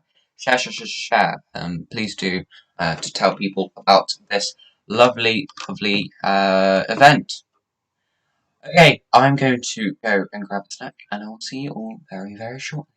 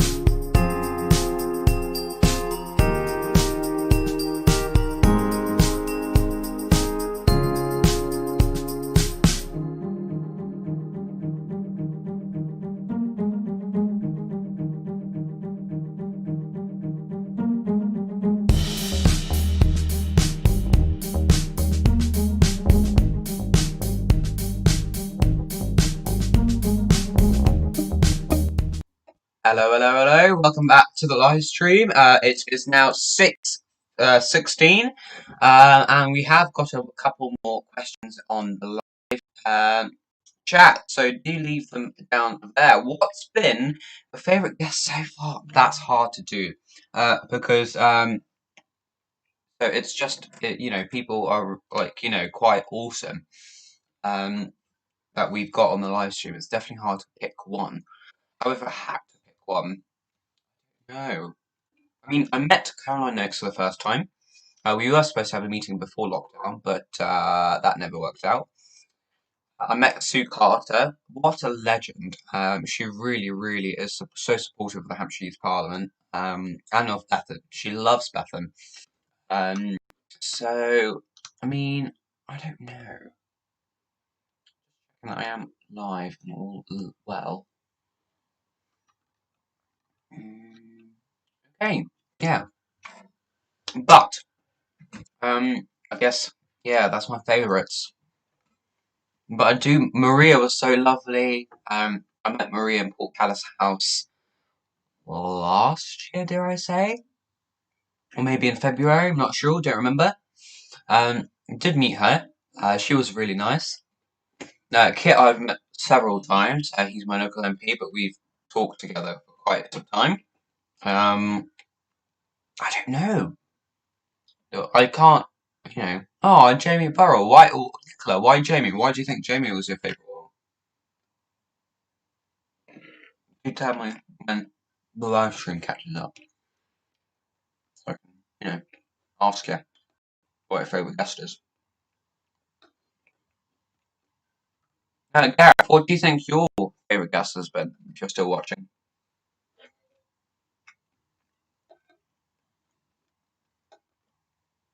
Yeah, Jamie's a really good colleague of mine. We work quite closely together on a lot of campaigns. School funding advocates, DMK Worldwide, of course, members of Youth Parliament. So many. Yes. Right.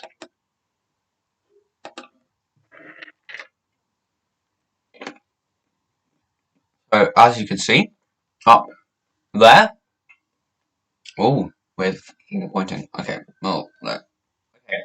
There's the £317. Somebody do please round it up, because the number is actually kind of annoying me. But thank you so much yet again for keeping on donating. It's been lovely. Back to amazing guests. But yeah, definitely. Oh, I'm dropping nuts everywhere. Right, let me know how you're all doing. And we will continue the live stream quite soon. We do have 10 minutes until the next guest, who is Alicia Jones, and we'll be speaking to her very shortly.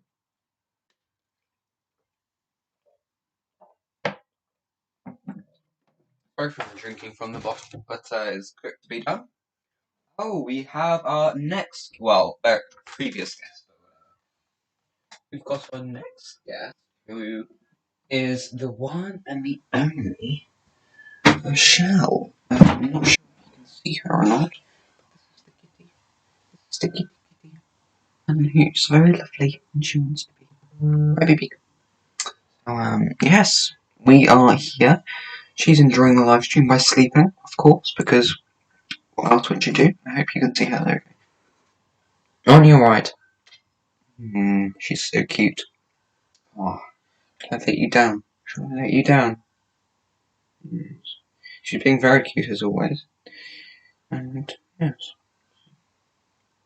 Say hello to the goodbye now. Let's say bye bye to like bye. Okay. Don't like being treated like a kid. Sorry. Okay, stop meowing. Jeez. I only stroked you, sorry. So yes, we've currently got £317. Oh, which is always good.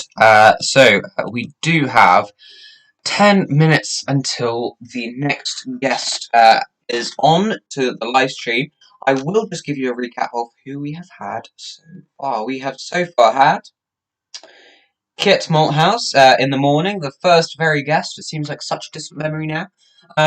We've got Amanda Chetwin-Cowisa at 9. We also had, oh, if I can find it now, Caroline Noakes, of course, at 9:30, and that was a really nice catch up. Then we had at 10:30 we had Jamie Burrell, and then at 11 we spoke to Iris Anderson, as well as 11:30 we spoke to Councillor Phil North. 12 o'clock we've of course had I've lost my train of thought. We had lunchtime Q&A. And then, of course, at 12:30 we had Maria Miller, who was really, really lovely. Then we had Councillor Sue Carter, as well as Terry Bishop at 1:30. Then we, of course, had Bethan. Well, partly Bethan. Then we had the lovely technical difficulties. Then we had Sam Poole of the Hampshire Scouts. Then we spoke to Wendy Davis at 3:30. Then we, of course, re-spoke to Bethan at 4 o'clock. And then at 4:30, at 4:30 we had Gareth Boyes and Thomas Gosh. And then, of course, we didn't have Faith Oliver. We had Karis Hogan, and she is part of Flair. And then we, of course, had Councillor Ross Chad in the last hour or so. So in 8 minutes' time, we will be having the next guest for the big 12-hour live stream. Let's pop this back. So yes, I showed this lovely little screen at the beginning. Welcome to the live stream, but now it's unfortunately soon the ending of the live stream, which I'm it is coming to 7 to 6:30, and yes, all right. Okay, awesome. Do keep on donating, and do keep sharing it. Share it wherever possible. Let's have a read of who has donated to the live stream so far. Aww.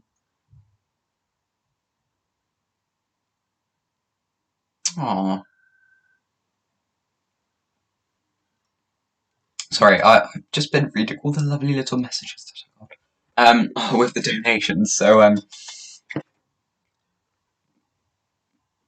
oh, come on. Now it's not going to work, because why would it? Nothing seems to work. Today anyway. Oh, come on. tinyurl.com/the DMK Fund. Do you know how many times I've practiced on that? And on Instagram as well, promoting? Many. So we've had James Jenkins, we've had Bethan Hogan, of course, donate. We've had Anonymous and Anonymous, and then another Anonymous. Then we had Giles Davis, thank you very much, Giles, who donated £25. Then Terry Bishop donated £20. Then Joe Hobbs, what? Then Joe Hobbs, the CEO of British Youth Council, donated £35. And then Roy Perry of Hampshire County Council donated £20, and who's actually the father of Caroline Noakes. There's a little fun fact for you. And then we had James Cathcart, thank you for donating £12, and then Anonymous donated £5. Catherine Tagg donated £5 2 days ago, and then my lovely aunt donated £10, and then BYC trustee Carl Parks donated £30, and then Mr. Sarge donated £20 earlier this week. And then we had Phil North, the leader of Tesfaroe Borough Council, donate £20. And Anonymous donated £10, and then Kerry Daly donated £50. And then Irina donated £5 again, and my aunt donated £10 again, and then Anonymous donated the first £5 of the whole live stream 18 days ago. So that was on the 2nd of June. It seems like such a distant memory, but actually it was not too long ago. We started planning this live stream back a month ago. So I do want to show you the prizes of the prize draw. So we have, of course, had the first prize draw winner, Karis Hogan, and then we've got Nicola Marshall, who won the different competition that we ran. So they are in the chance of winning a £10 co-op gift card. Both of them will be receiving that, and I'll pop them through the post, of course.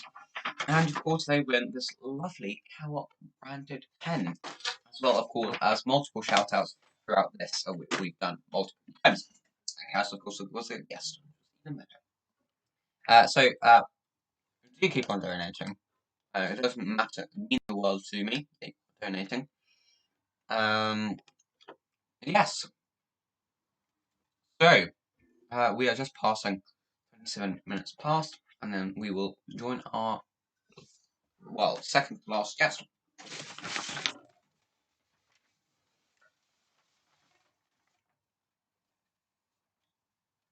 Okay. I will just get prepared for that, and we will hopefully be joining her very, very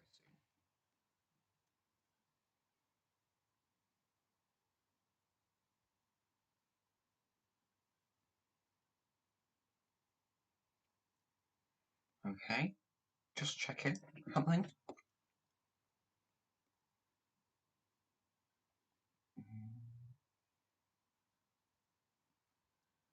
Okay, good. Right, I think we will pop her into the call now and let her connect to the call. I welcome the amazing Alicia Jones, who's the member of the Youth Parliament for Thurrock. Hello, Alicia.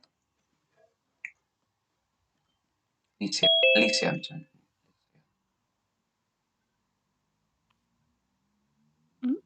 Hello. Hello. Oh God, that is high up. Hello. How are you doing? I'm doing good. Am I live? Yes. I don't know. Am I yes, live? yes, yes. I'm You're live. all good. Wow. Yes.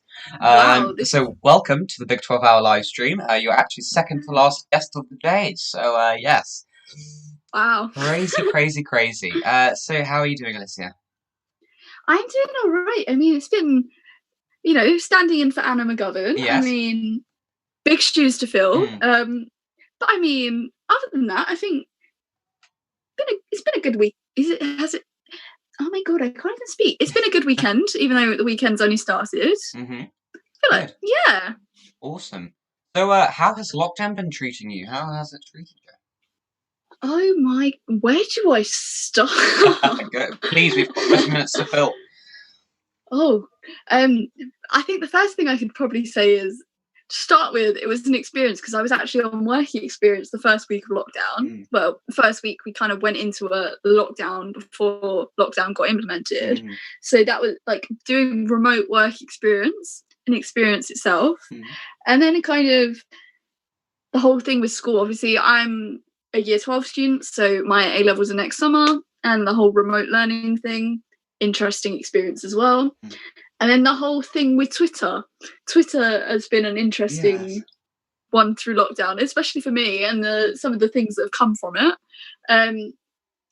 With the tweet that I put out about the young people not being able to speak up in the coronavirus briefing, I checked yesterday, that's had nearly 80,000 views. And 480 likes, as well as 283 retweets. Yeah, crazy. With one being the Children's Commissioner, one being Vicky Ford, I think, and then a few other backbenchers have also retweeted it as well. So been a bit of a crazy lockdown, I think. Of course. I think, how's your lockdown been? It's good. I be questioning me, but yeah, of course. No, that's completely fine. I mean, I do consider myself some of the lucky ones who haven't really been impacted by lockdown. Of course, it's quite hard for everyone, and it's definitely been hard to adjust everything to online learning. Of course, I'm still in year 9. But no, it's been really, really good. And just to adjust to everything and to do everything, especially this lovely little live stream, which it's not really little because I called it the Big 12-hour live stream, so I shouldn't really say that. But yeah, so we've been planning this live stream for about a month now, and it's all come together. Well, we only had a couple of technical difficulties and hitches there and here and there, but yes, it's all going well. Yeah, so I'll ask you a couple of questions and we'll see how we go. I was going to say, you've definitely got better tech skills than I ever will have, so count yourself lucky.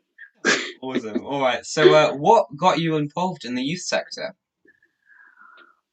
I mean, this is kind of, my answer is always really boring. Twitter. I actually started up with a Twitter in early 2017, maybe 2016. I'm not sure at this point. I started it up, and then I got contacted by someone from the Children's Society saying, we've got this opportunity, would you be interested in taking it? And I was like, at the time, I thought, what the hell is a ministerial steering oversight group?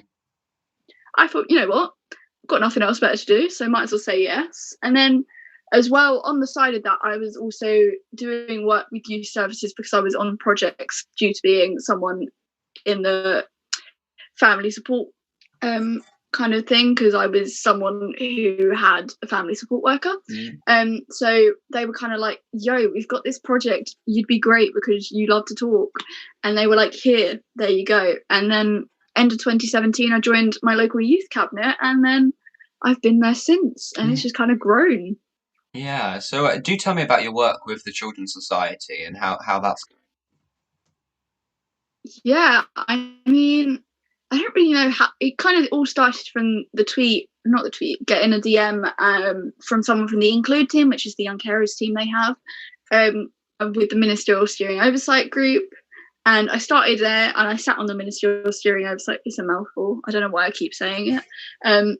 I started there, and then from there, they also run the Young Carers Festival, which I've attended for the past 2 years, which is in Botley. Yeah. And that's been a really good experience. And then from there, I then became one of their Young Carers champions, where I champion young carers' rights for the organisation. And then at that festival last year, I managed to accidentally offend the CEO by telling him that the new CEO needs to be able to do their job and listen to young people, otherwise they might as well just get the sack, and various other comments were made. And since then, I've been really good friends with Mark Russell, who's the CEO now, and I do a lot of work for them in terms of media, so getting like put out for young carers, as well as doing like interviews with Mark and other members of the team to try and get more awareness, as well as kind of promoting the fact that the staff should be talking to young people more often, because as someone who did work experience there, I kind of found that it was an issue that they weren't speaking to enough young people to say that they were speaking up for young people. Definitely. And so how long have you been a member of Youth Parliament now? A couple of months. I thought it was March. March, I want to say I was elected. Although I've kind of been the deputy for the past 2 years, I want to say 2, because I got to go to annual conference last year. Annual conference? Yes, annual conference last year as a stand-in. So yeah.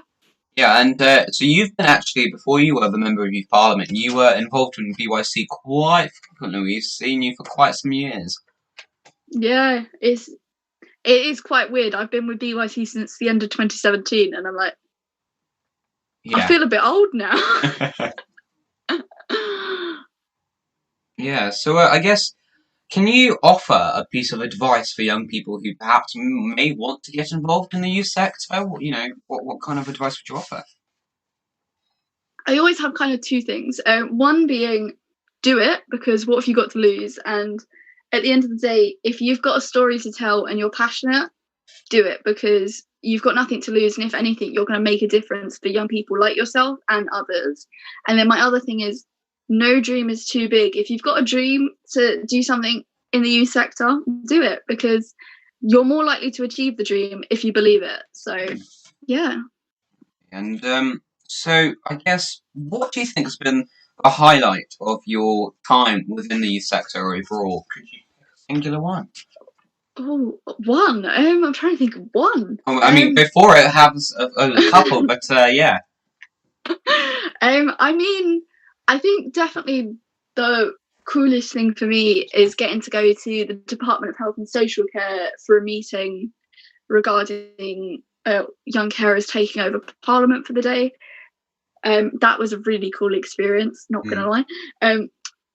And then probably in terms of BYC kind of stuff, it's probably the consultation we did with Ofsted, or probably getting to like meet Baroness Baron, because that's kind of quite cool. Awesome. Well, you've had a few experiences, I must say. Yeah, I mean, I definitely think BYC has given me some really cool opportunities, and like I've met friends from up and down the country, all across Hold forever. And it is such an amazing opportunity, especially to network and connect with like-minded people. So it really is a great opportunity, definitely. So I guess during lockdown, what have you been trying to campaign for? I know that your tweet blew up, so do tell us about the daily press conference and what actually happened. So I do give credit to Amanda, if Amanda's watching. Very sorry that your tweet didn't blow up like mine. So Amanda put on the 26th of April, the fact I know the date is even sadder, she put out a tweet saying that young people under the age of 18 couldn't submit a question to be read out in the coronavirus press briefing. As you might know if you've watched the press briefing, if you haven't, I don't blame you. Every now and then they'll read out a question from a member of the public just to kind of get the public viewpoint.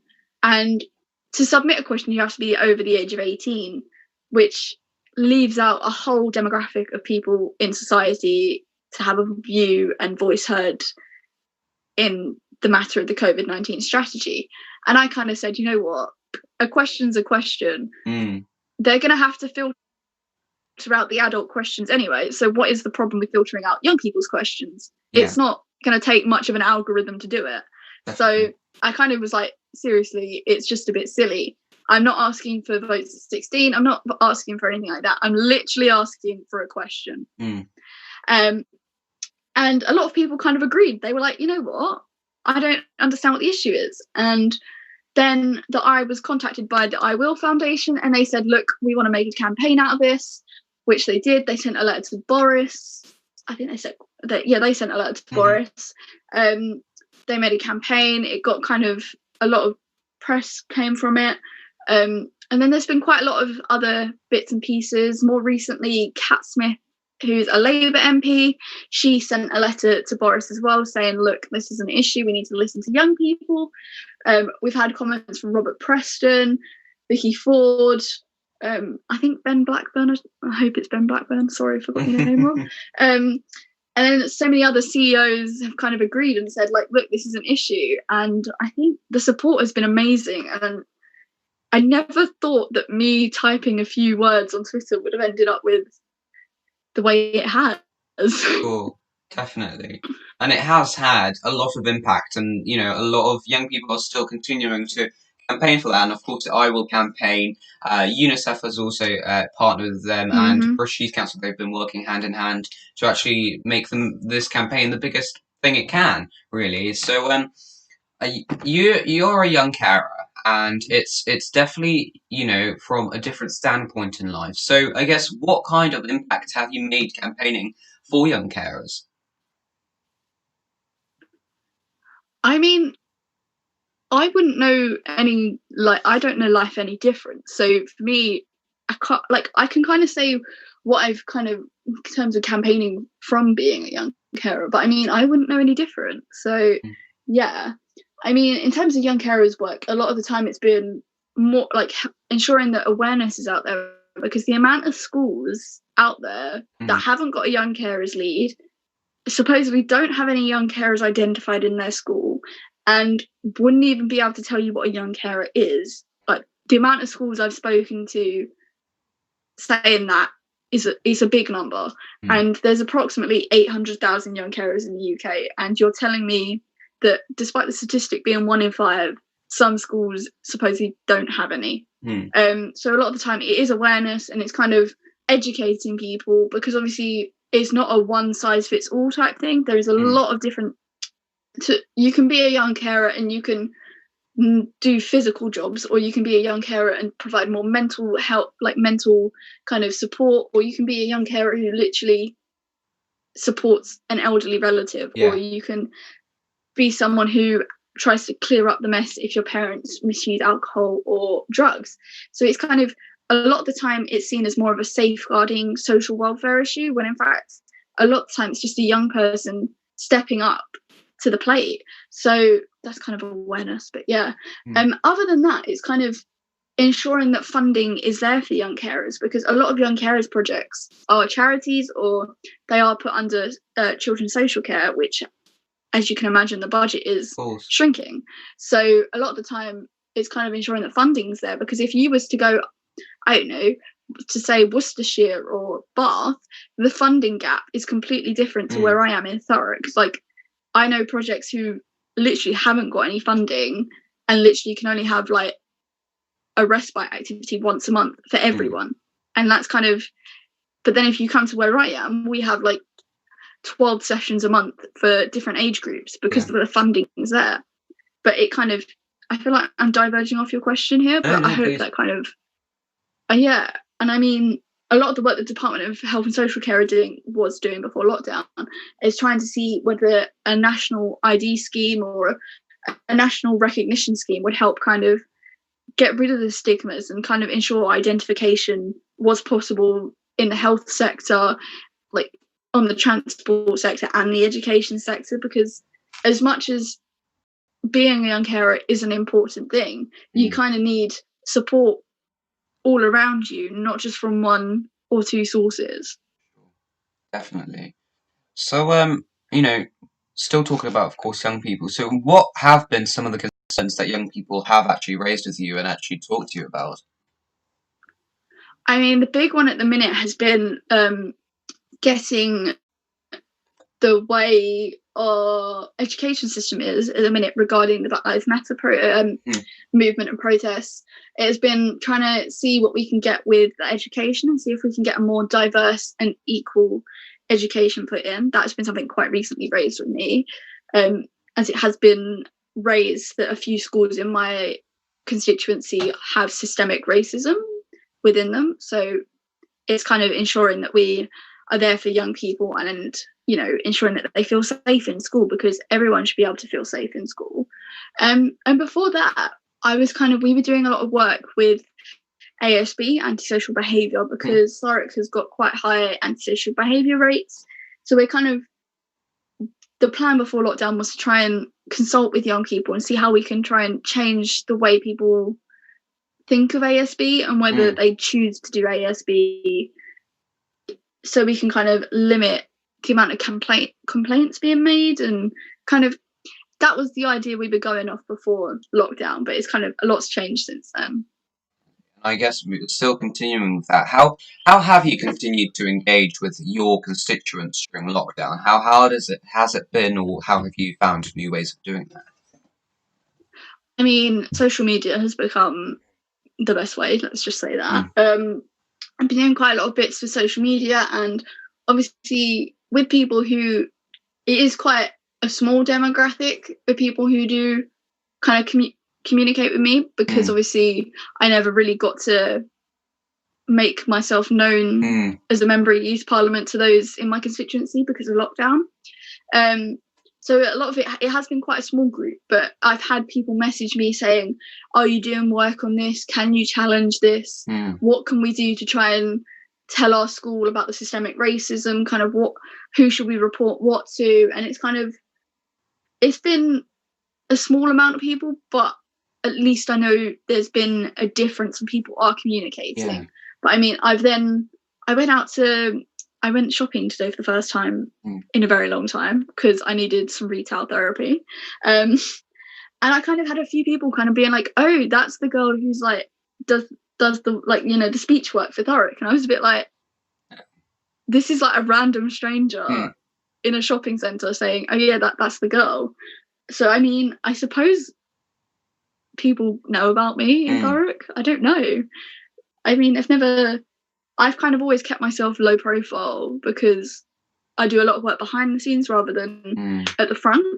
So I'm really waffling here, but no. I think you can kind of see where I'm coming from. Definitely. If that makes sense. And I've seen exactly the same. I've been elected since last year in March. So I've had a whole year to myself, really, and a couple of months. But yeah, I mean, I get that. That's the NYP boy. That's the parliamentarian boy. And yeah, I mean, I've really got the chance to connect with so many amazing politicians. So I mean, we've seen so many of them in the morning. All my MPs were on this live stream, some county councillors, borough councillors. So you know, connections really do grow within the youth parliament. It really is a successful way of showing that young people are involved within politics if they really want to be. So that's really awesome. So the next question I have for you is, what has been the biggest adjustment that you yourself have had to make to continue doing whatever you do during lockdown?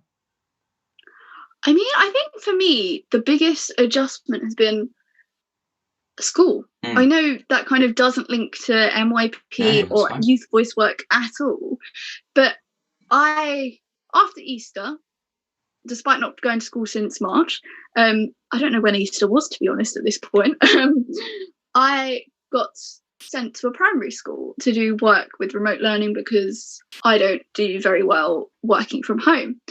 And I got sent to a primary school, an experience in itself. So I was doing learning at primary school as well as teaching PE lessons to those vulnerable children and key workers that were there. So that was an interesting thing to adapt to. And then as of Monday just gone, I went back to my I went back to my sixth form on Monday to go back to remote learning there, to go back full time there. And I sit in the library all day, quite fun entertaining myself. And obviously it's different, and it does feel quite lonely at times because obviously I am one of the very few children back full time in education. And, you know, it does feel quite weird being a statistic of a vulnerable child in the education system. But you kind of just, at this point, I'm just kind of used to it. Like, as much as I've always hated being the statistic and the fact that I live up to statistics, but at the end of the day, it's only a number. Like, I think because I've been in the system for so long, I'm just used to it now. So I think it's definitely been an adjustment at in lockdown anyway, going from, you know, I was always going to be that kid the safeguarding team knew, but now it's kind of, I'm classed as a vulnerable child by the government. So that kind of, for sure. So I guess, what do you think will be the biggest changes after the lockdown is completely lifted?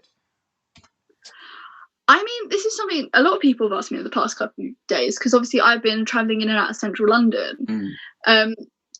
What do I think the biggest change will be? I mean, I definitely think attitudes towards one another. I think there's going to be a lot more love, hopefully. Please, British public, please, please. I think there's going to be a lot more kindness, loveness, and generosity spread to each other. And I think we're going to all appreciate each other's company a lot more. Like, when I'm going to be able to like sit with my friendship group in the common room at sixth form again, we're going to appreciate that time. And I think in terms of like society, I think we're all going to kind of appreciate what we have. And like, because obviously where everything's been shut and things are starting to reopen, I think people are really starting to appreciate how much they've relied on certain shops or certain food. Like, you know, you've seen the queues for McDonald's and stuff like that, and it's just like, seriously, like, do you really miss your McDonald's that much? Yeah, of all things. Yeah. So the last proper main question I've got for you is, if you could give one piece of advice to the viewers during lockdown, what would it be? Live your best life, honestly. Like, although your life has supposed to be taken away from you, it shouldn't stop you living your best life, because although you can't do all the things on your bucket list or all the cool things that you can do in this, like in the country, you make what you can from it. And I think if I've definitely, like, some of the things I've done, like, you can do on like online, on Zoom, on like all these cool platforms that have come out of lockdown, you can still live your best life and have all these cool opportunities. So live your best life, like, honestly. Make the most out of lockdown. Yes, definitely. So I've got a bit of a quick fire round for you. Okay.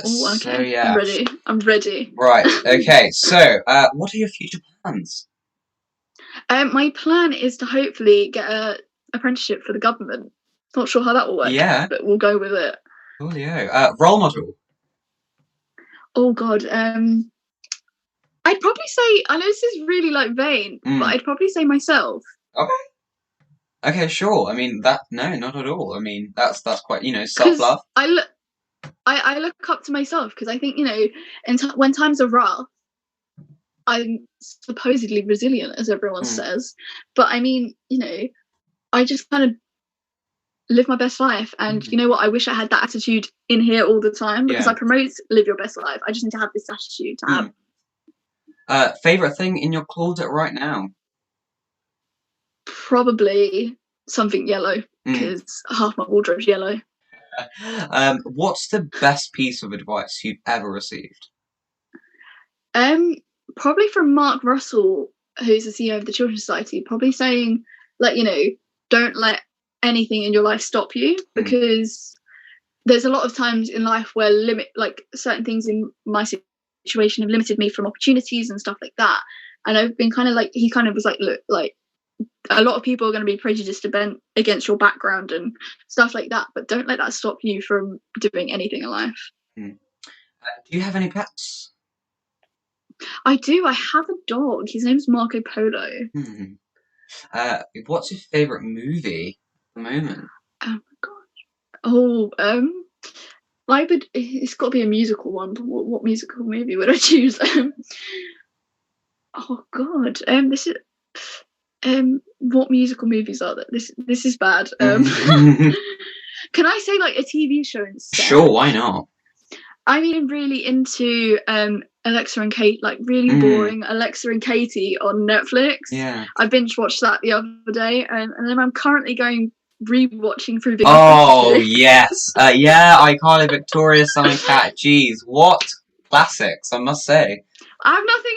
When you've got nothing else to do, you're like, you do know what? I might as well just rewatch it. Yeah, exactly. So, describe yourself in 3 words. Crazy, energetic, and everyone would tell me resilient, but I don't like the word. Kind of, I'd say caring. What's near you right now? My bed. Biggest pet peeve? Slow walkers. Oh, preach. I don't think I need to even start that. I think just the word slow walkers. Oh yes, that's it. It's ignites but then a flame. I'm quite a fast walker as it is. So all my friends complain about me being a fast walker. Yeah, exactly. So, same here.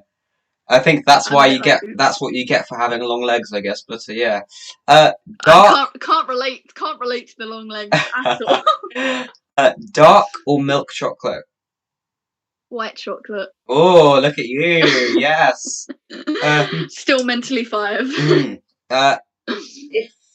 What kind of career path do you want to take? Obviously, kind of. I really want to do policy public affairs, but if that all fails, I'd like to kind of do interpreting with sign language. Okay, coolio. Last 3 songs you listened to? I think it was whatever it's called, Handshake in the Hamptons from TikTok. Yeah. That song. I don't know what it's called. Revenge Party from Mean Girls, and then Me and the Sky from Come From Away. Awesome. And if you could have any 3 people, dead or alive, out for dinner, who would they be?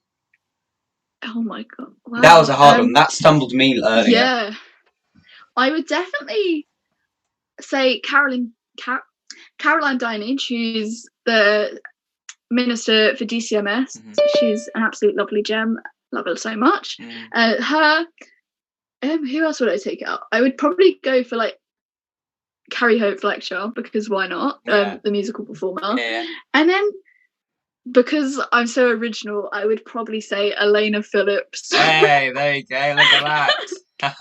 I feel like a minister, a West End superstar, and Elena Phillips. I feel like that'd be quite a good Perfect combo. Yeah.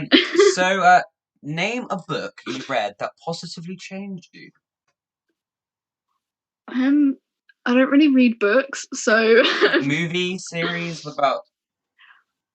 I would probably say something that moved me was trying to think what moved me.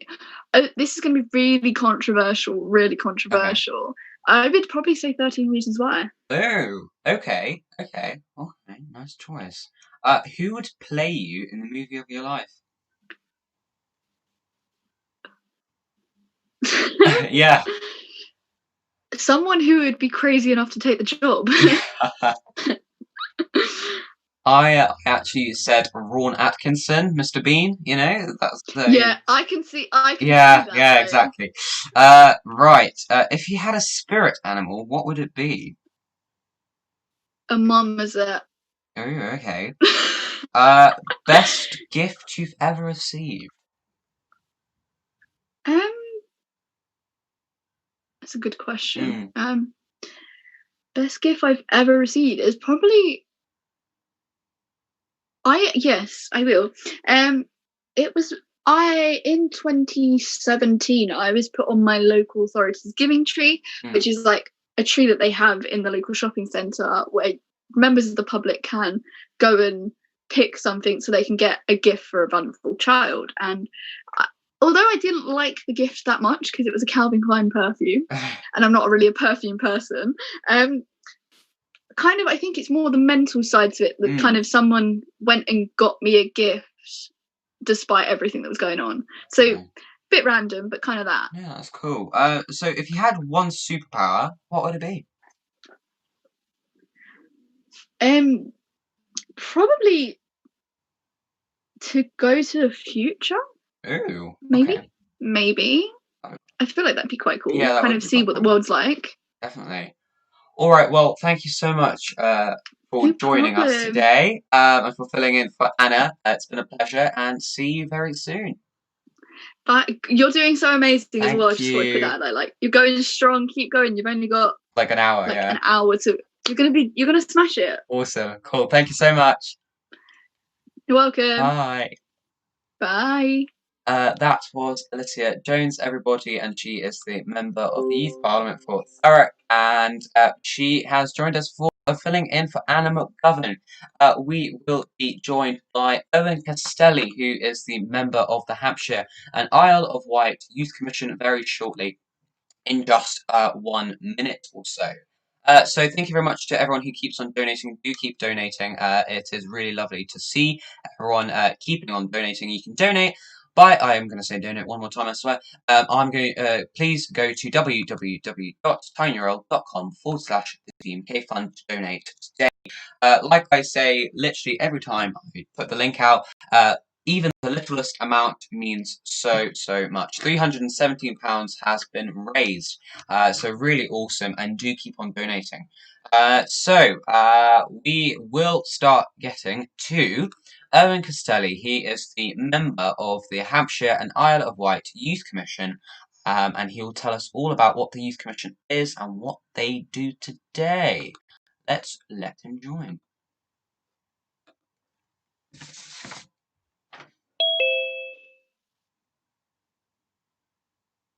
Hello, Owen. This is the moment of truth.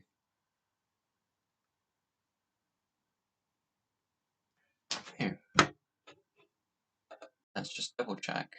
Hello, Owen, are you there?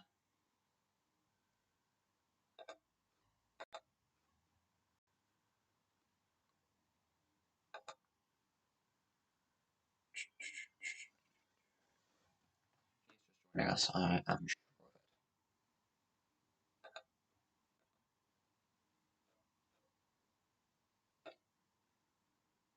Owen, hello.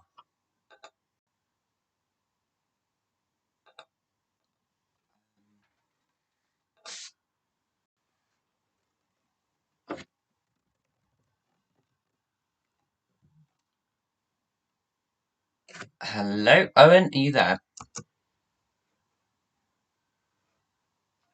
Oh.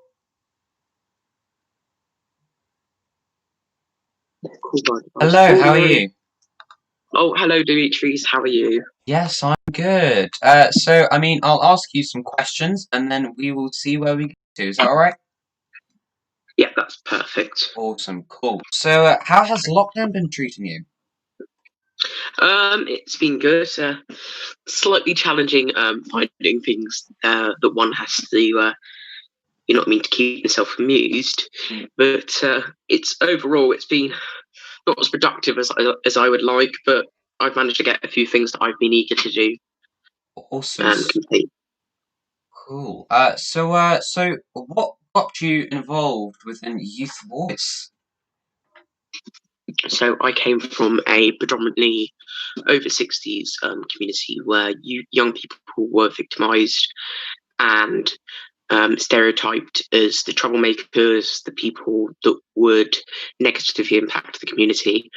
And I decided that I wanted to try and change that stigma and influence the people who have power as such, and almost help and support young people who face similar things, find out what really matters to them and try and resolve that.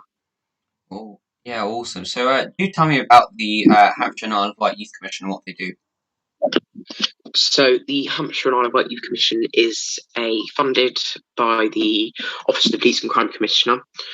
They were approached by an organisation called Leaders Unlocked to take part in a pilot project in early 2012. They managed to get around 15 to 20 young people to go out and complete something called the Big Conversation. So that is where we collect information from people, young people aged 14 to 25, about the issues that matter to them and in our communities. We would feedback to the Police and Crime Commissioner, and they would use our feedback to shape how they would police and almost affect what would affect young people. We were the second Office of Police and Crime Commissioner to sign up in this country on the scheme, and we were successful in the 2012 trial that they deemed it necessary to continue it, and it's been continuing ever since. Awesome. Each year, we probably we collect data from between 2,500 and 7,000 young people. It differs, but I think that this year the number would be lower, but we have seen a dramatic increase in online responses. Yeah, and so do tell me about your role as a youth commissioner. So what does it entail? What do you do? So they are 3 priorities which we choose each year. This year we've chosen exploitation, hate crime and serious violence. Youth Commission members, there's around 30 of us, which are chosen each year. And of course you are asked to carry on. You choose the priority that matters the most to you, and you produce big conversation cards, for example, about exploitation. We are working with the Children's Society and other exploitation partners to try and produce a workshop or some sort of interactive project of spotting signs of exploitation among peers. So although we try and focus on the preventative side, we also do work with young offenders and try and find out what matters to them. Why do they think of the police negatively? And that's what we really do. We also have a seat on the exploitation board and quite a few other organisations. And each year we hold a recommendations conference where we submit all our responses from the big conversation and the feedback compiled into a 30-page leaflet or document. And in the past, that's been sent up to central government, and our feedback has been used. And it's really awesome. I was quite honoured to get a place at your most recent one in November, and it was a really good event, and it really did highlight the work that the Youth Commission does, and it continues to do, and it's run for some time, and it's still got the, of course, the acknowledgement and the support from the Office of the Police and Crime Commissioner, and it really is a really good campaign. So, I guess, can you offer a piece of advice for young people who perhaps want to get involved within the youth within the organisation? Sorry, could you repeat that? I couldn't hear you too well. I think the network was breaking up. Yeah, that's fine. Could you offer a piece of advice for young people who perhaps want to get involved? So if you would like to become involved in the Police and Crime Commissioner in general, there is a big conversation on our website. So you go to the Hampshire Police and Crime Commissioner main website, and there'll be a subsection Youth Commission, and you'll be able to fill in an online survey. And each year in around September, we open applications for the next set of Youth Commission members, or fresh intake. We normally have 800 plus applicants, I believe. I don't know the exact statistics, but I believe the project officer said it was around 800.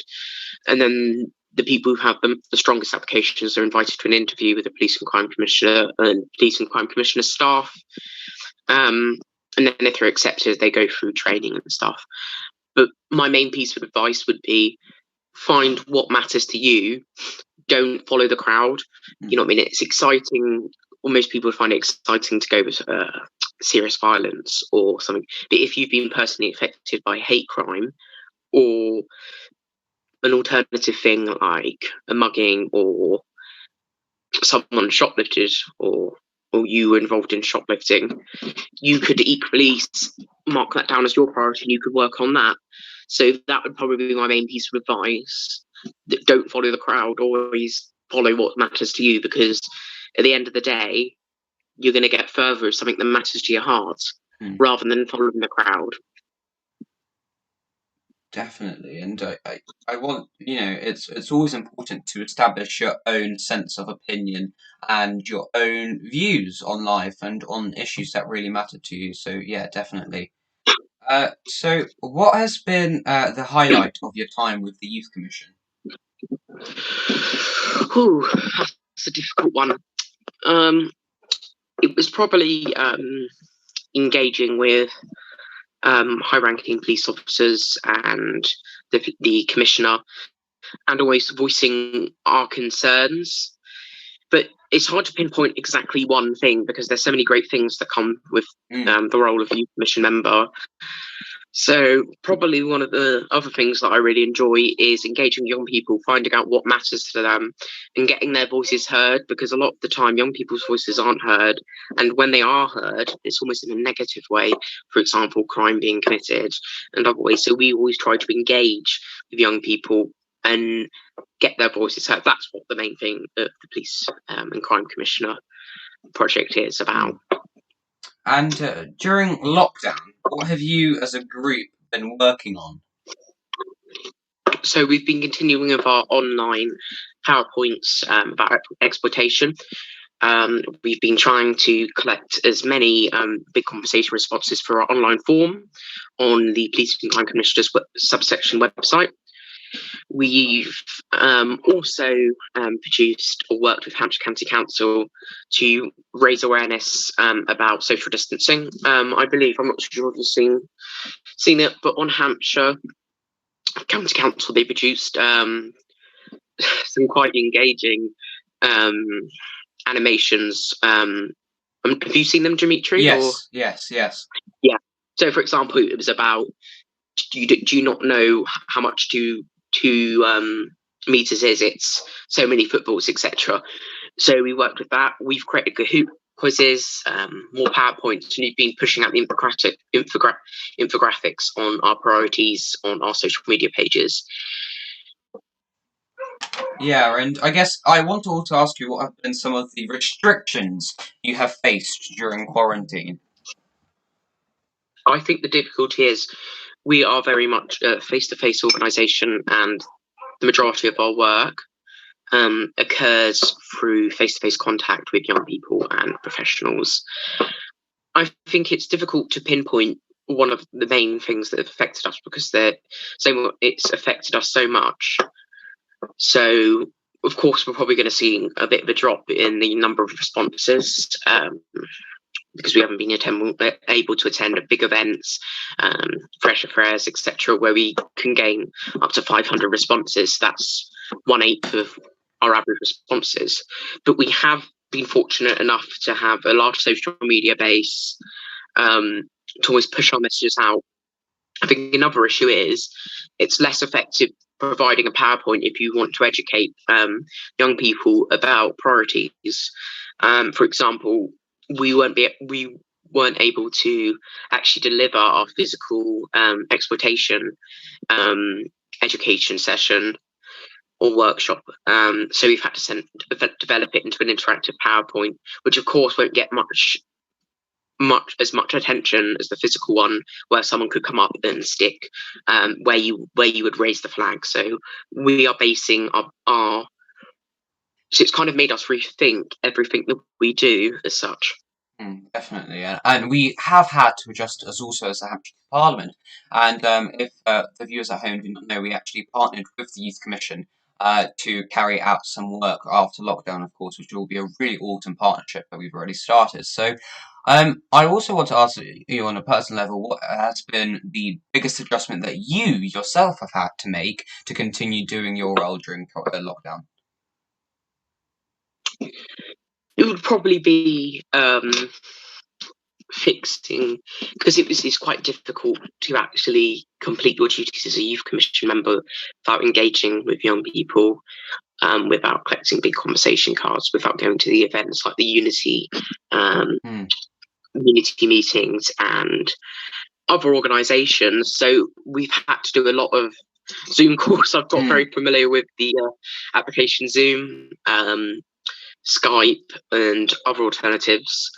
So it has been a challenge, but in the end, I'm starting to get used to it, and I actually prefer Zoom a bit more than certain face-to-face contacts, because you're kind of saving the environment. Normally, I would travel an hour and a half on a train or on a bus to get to the meeting location in the central part of the city. But now I can just join a video call and I'm there. You're there, yeah, definitely. So I guess what do you? Sorry, Con. That's the wonders of technology for you. Yeah, definitely. I think the world will be completely different after coronavirus. I guess what do you think will be the biggest changes after lockdown is lifted? What will be the new normal? Well, it's hard to determine for almost everyone, because that's a decision made by central government. But on a personal level and on the organisation level, as Hampshire Youth and Crime Commissioner, we were probably going to start to move more of our services online. For example, maybe providing downloadable PowerPoints and animated slides on our websites. We might be using video calls more for our meetings. But I think if I was to generalise it across everyone, I think that it's going to be a big challenge getting out in the public, because a lot of people are quite unrightfully scared of coronavirus, considering how many people have lost their lives to this horrible disease. I think that a lot of people will be scared, and it's going to take at least a year or so for us to be able to repopulate as an organisation and to try and get the voice of the young people heard, because it is very difficult, especially for young people who may not be able to afford technology, who may not have an up-to-date mobile phone. So, of course, they are a few challenges, but I think we've adapted quite well, especially how rapidly it happened. We weren't given, 2 weeks to do this. We were given a matter of days. So it's a difficult one, but I think everyone's had to change their ways, and I think a lot of these changes are going to be for the long term, or the support for the foreseeable future. Definitely. Last main question I've got for you is, what if you had to give one piece of advice for the viewers at home during lockdown, what would it be? Ooh, well, I would suggest doing what you can out in the open. Now we haven't got limited exercise.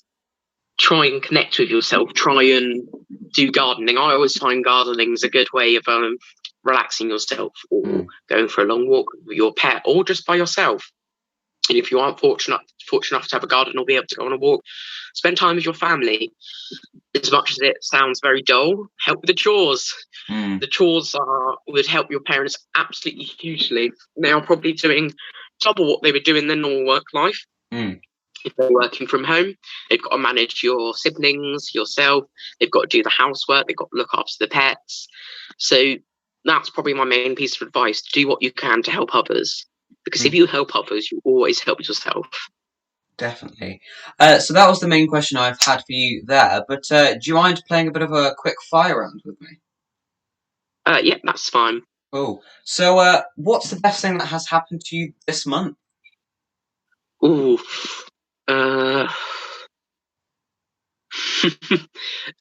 Actually, I think it probably was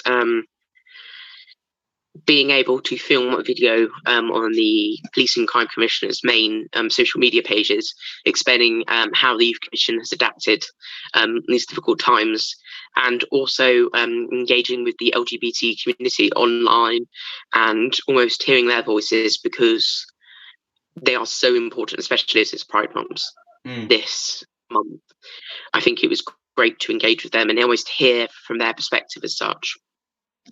Awesome. When are you most inspired? Probably if one was out in the open. I love the countryside. I'm lucky enough to live in open fields in the countryside. A lot of people aren't fortunate enough for that, and I certainly didn't appreciate it enough in my normal life. But now it's kind of sunk in how much and how lucky I am to live in a beautiful place like this. And favourite board game? Monopoly. If you could teach one subject in school, what would it be? Probably biology and chemistry, or the sciences, except physics. I absolutely despise physics. Favourite beverage? Ooh. A split between tea and lemonade.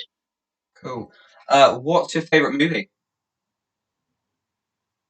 I don't really have a favourite song, but probably my favourite genre would probably be 80s music. I'm very dull there. Yeah. And favourite holiday?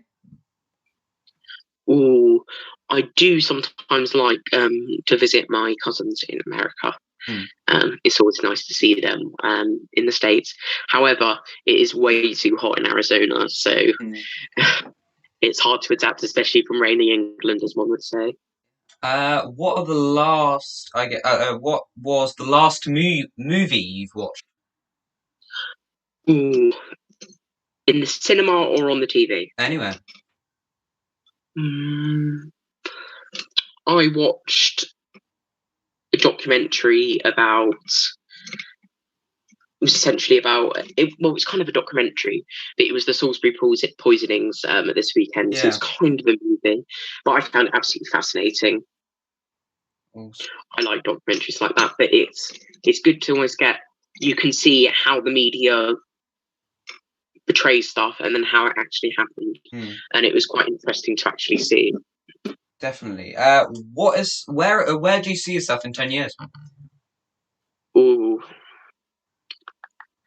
probably finishing medical school if I'm lucky. Awesome. An important life lesson for someone to learn? Ooh.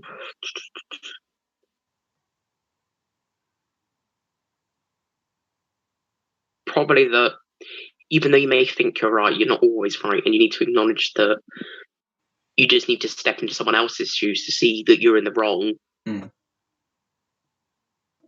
Cool. How do you start your day? Ooh. I wake up about 5 to 6 o'clock some mornings, and I take my beagle and my dog Ernie for a walk around the fields, or sometimes I will go to my elderly grandmother's garden, so I can effectively social distance, and I will feed the aviary birds at the bottom of the garden. Cool. It's lunchtime. What do you eat? Ooh, I don't actually eat lunch. Oh. I'm very well at the moment. I don't eat lunch. I have almost a bowl of cereal in the morning, and then I will not probably eat until about 5 or 6 o'clock at night, because if I don't feel hungry. But do drink a lot of tea and squash, so that keeps one going. Yeah. Favorite Disney character? Ooh.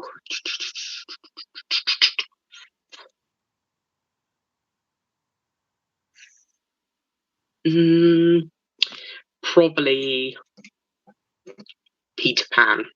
Ooh, okay. Cool. I think that's Disney. Yeah. I What? don't know my Disney that well. Yeah. City you wish to visit? Oh, I would probably like to visit Warsaw. Oh, okay. What do you do on a rainy day? Ooh, probably do stuff around the house. Change the bed sheets. Clean up my room. Clean up my bathroom, etc. Worst subject at school? Ooh. Probably art. I'm not very artistic. Spirit animal, do you think?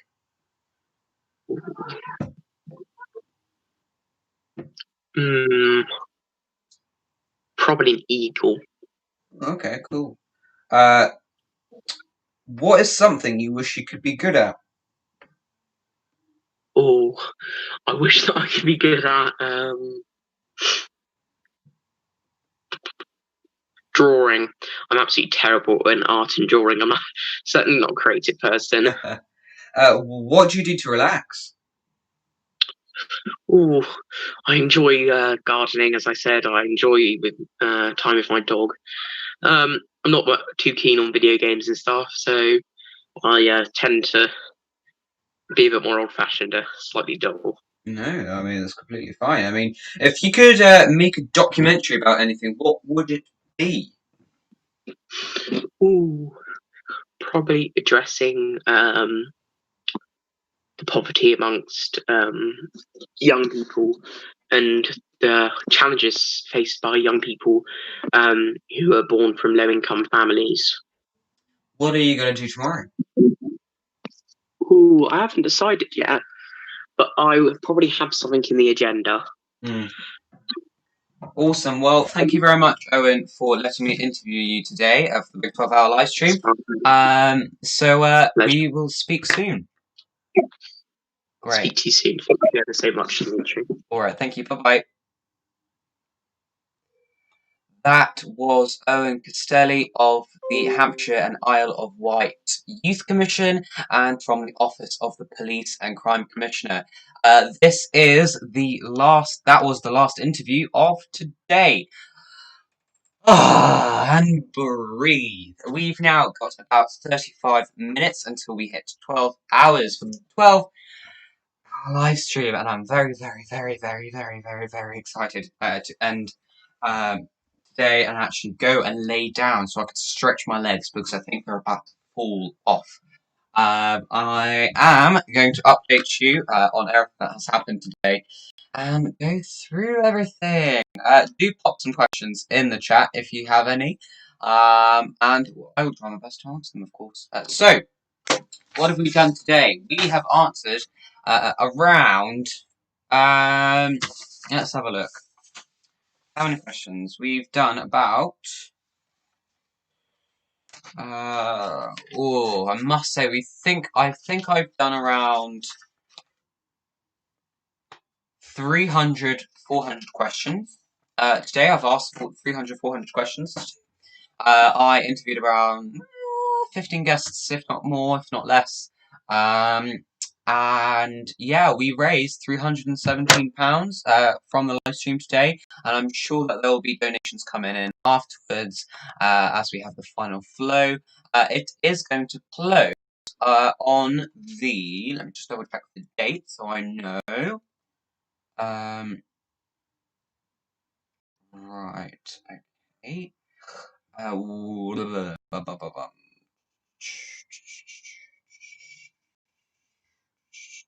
It is going to close on Friday the 10th of July, so you still have another 20 days to donate, so please do. It's going to be really awesome if you actually do. There are 4 people watching us today, so right now at least. So thank you very much for tuning in. and continuing to watch me as we went to the final few minutes of the 12 live stream. Hope you're doing all well. It's been a great day, I must say. We've interviewed a huge variety of guests, and let me read the final guests if I have that. I probably don't, do I? My cat doesn't know where that is, so she's pretty useless. Let's find out who we interviewed today. We interviewed the following. Dun dun dun. Oh, come on. We need to create some theme music for the next live stream, hopefully. Go dun dun dun dun dun dun dun dun dun dun dun. All right. So we interviewed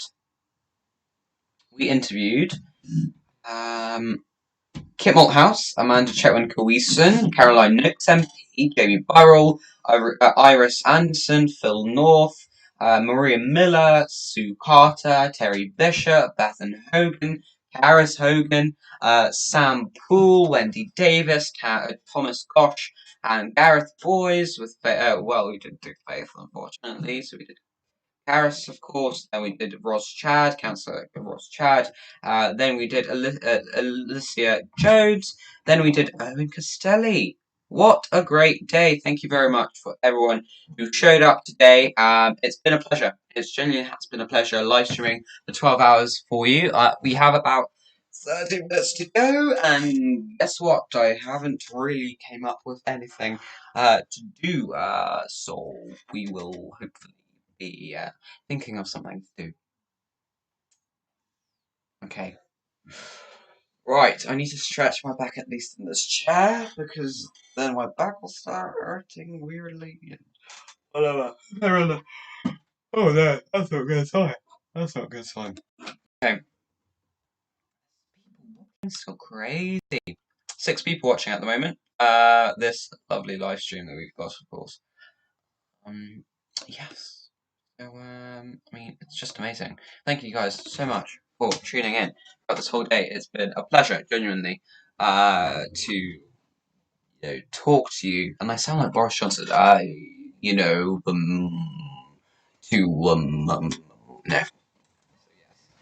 Let me have a drink.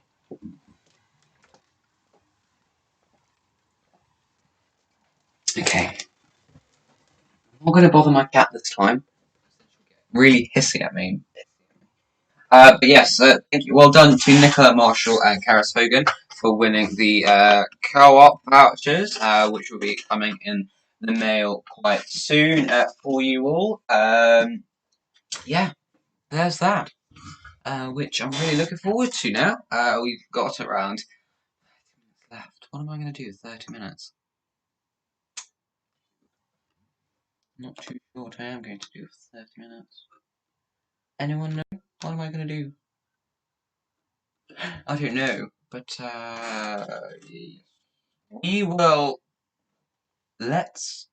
Oh no, let's not do that. But yeah, it's been good. It's been good. Let's have a look through social media coverage and have a look how that's been going. Social medias have been going crazy all day. We've got like 40 subscribers and everything, or 40 followers and everything, which was good. Right. Okay, let's have a look at how many people donated today. We had 20 donors in the end with £117. Yes. So I will, of course, download all the interviews and we will make them public on the YouTube channel somewhere. And yeah, it'll be good. It'll be good. It'll be good. Which will be awesome. I'm really excited to actually end this. Really. I do need to waste 30 minutes somehow. I'm not sure how I'm going to waste 30 minutes, but we will see. But yes. Right. Let's have a look. Alright. How is everybody? I mean, I'm just a bit bored. Very tired as well. I don't know how you guys keep on Yes.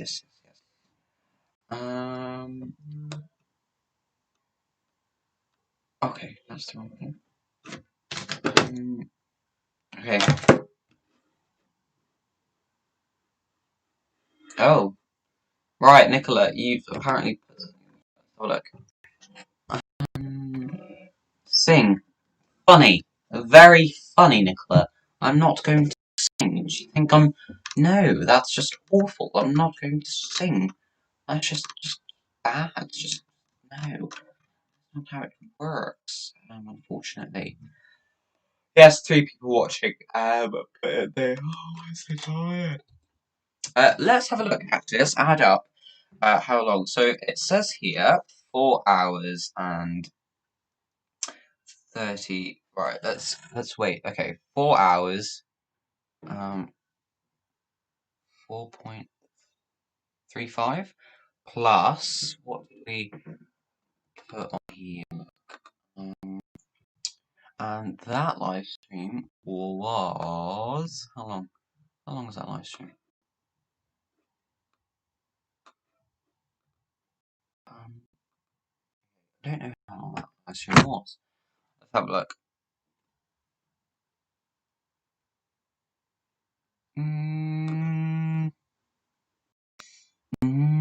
Oh, there we go. There we go. It was 6:45. So altogether, so far we've only done. Yeah, so it's about right. Yeah, get out. When do we get out? We get out in about 30 minutes already. So soon. Very excited to get out. Yes. Hope everyone is doing well. Let me turn on the lights and have a drink and stretch, and we will be right back for the end of the live stream. See you all soon.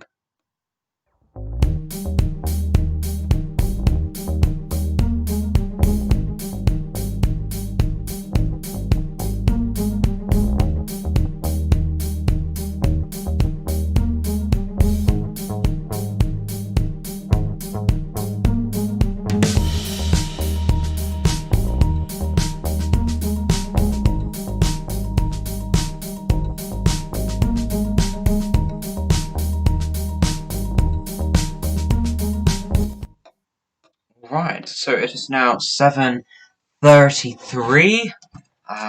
We have such a long way to go. I'm not sure exactly what to do. And just to see if people are adding things, because you never know. Hello again. Yes, 27 seconds to go. 27 seconds, I wish. 27 minutes to go. I'm not going to sing. Ears will bleed. I want some, people here still. But hello, yes. I'm just very excited for this to end. 26 minutes.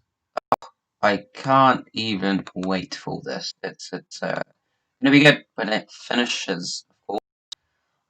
28 minutes to go. Oh, it's gonna be a long time. Anyway. Oh God. I'm very tired. Yes, so 26 minutes left to go. Thank you, Bethan. I need that uplifting comment.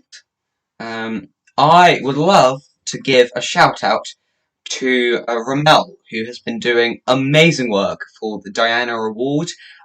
He has done, genuinely, what an amazing amount of work he has done for Anti-Bullying Pro and all the campaigns that the Diana Award has been doing. It's really inspirational, the amount of things that he does for the Diana Award, and how long has he's done it for? I think he's done it for about 3-4 years now. So really, really awesome.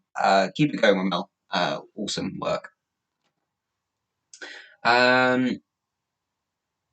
Yeah, so, right, okay. We are gonna get through soon. I'm not going to sing! What is it with you and me singing? I'm not going to sing. You mad? I'll be like, That's how I'll sound. That's how I'll sound exactly. Yes. I can't play music because the YouTube will take this video down, which I won't do then. But yes. I'm very excited now to end this. Go to bed and just go to bed. Really want to go to bed. I woke up at 5:30 today, I think. And got to bed at about midnight, so did not have great sleep, of course. But yes. Well, someone just gave me an invitation to join them on their live stream. Well, I think I have much better things to do than go to your live stream, and yes. Oops. I will not sing. That's a definite no. I shall not. Sad. Yes. I'm not sure what else to do. We can play if you get. Let's do some riddles. Let's do some riddles. Who wants to do some? I'm gonna do some riddles. I will answer. Well, I will. I will give you the riddle, and first person to say that. Oh, ow! I'm not going to let you two experience the torture I do every time. You do every time I sing on the phone. Okay, right, ready? So, ready? Ready for the riddle. So, a boy was at a carnival and went to a booth where a man said to the boy, "If I write your exact weight on a piece of paper then you have to give me $50. But if I cannot, I'll pay you $50." The boy looked around and saw no scale, so he agrees, thinking no matter what the carney writes, he'll just say he weighs more or less. In the end, the boy ended up paying the man $50. How did the man win the bid? How did he win the bet? Do let me know. I mean, how did he win it? When you do think it is quite easy to understand. A boy was at a carnival and went to a booth where a man said to the boy, "If I write your exact weight on this piece of paper, then you have to give me $50. But if I cannot, I will pay you $50. The boy looked around and saw no scale, so he agrees, thinking no matter what the carney writes, he'll just say he weighs more or less. In the end, the boy ended up paying the man $50. How did the man win the bet? No, in the live chat going. We ended up paying the man. Oh no, I hear myself in a second. Not what we like. I don't like listening to myself. My voice is annoying. Do let me know how a boy was at a carnival and went to a booth where a man said to the boy, "If I write your exact weight on this piece of paper, then you have to give me $50. The boy looked around and saw no scale. So he agrees, thinking no matter what the carney writes, he'll just say his weights more or less. In the end, the boy ended up paying the man $50. How did the man win the bet? Dun, dun, dun, dun, dun, dun, dun. We've got 20 minutes left of this live stream, and I really just want, I love doing this for charity, but I do want to stretch and lay my bed badly now. Myself in a second. Not what we like. Oh no, I can hear myself again. Do let me know. I mean, I can give you the answer if you want. Come on. The answer to a boy was at a carnival and went to a booth where a man said to the boy, "If I write your exact weight on a piece of paper, then you have to give me $50. But if I cannot, I will pay you $50. The boy looked around and saw no scale, so he agrees, thinking no matter what the carny writes, he'll just say he weighs more or less. In the end, the boy ended up paying the man $50. How did the man win the bet? The answer is the man did exactly as he said he would. He did exactly as he said he would and wrote your exact weight on a piece of paper.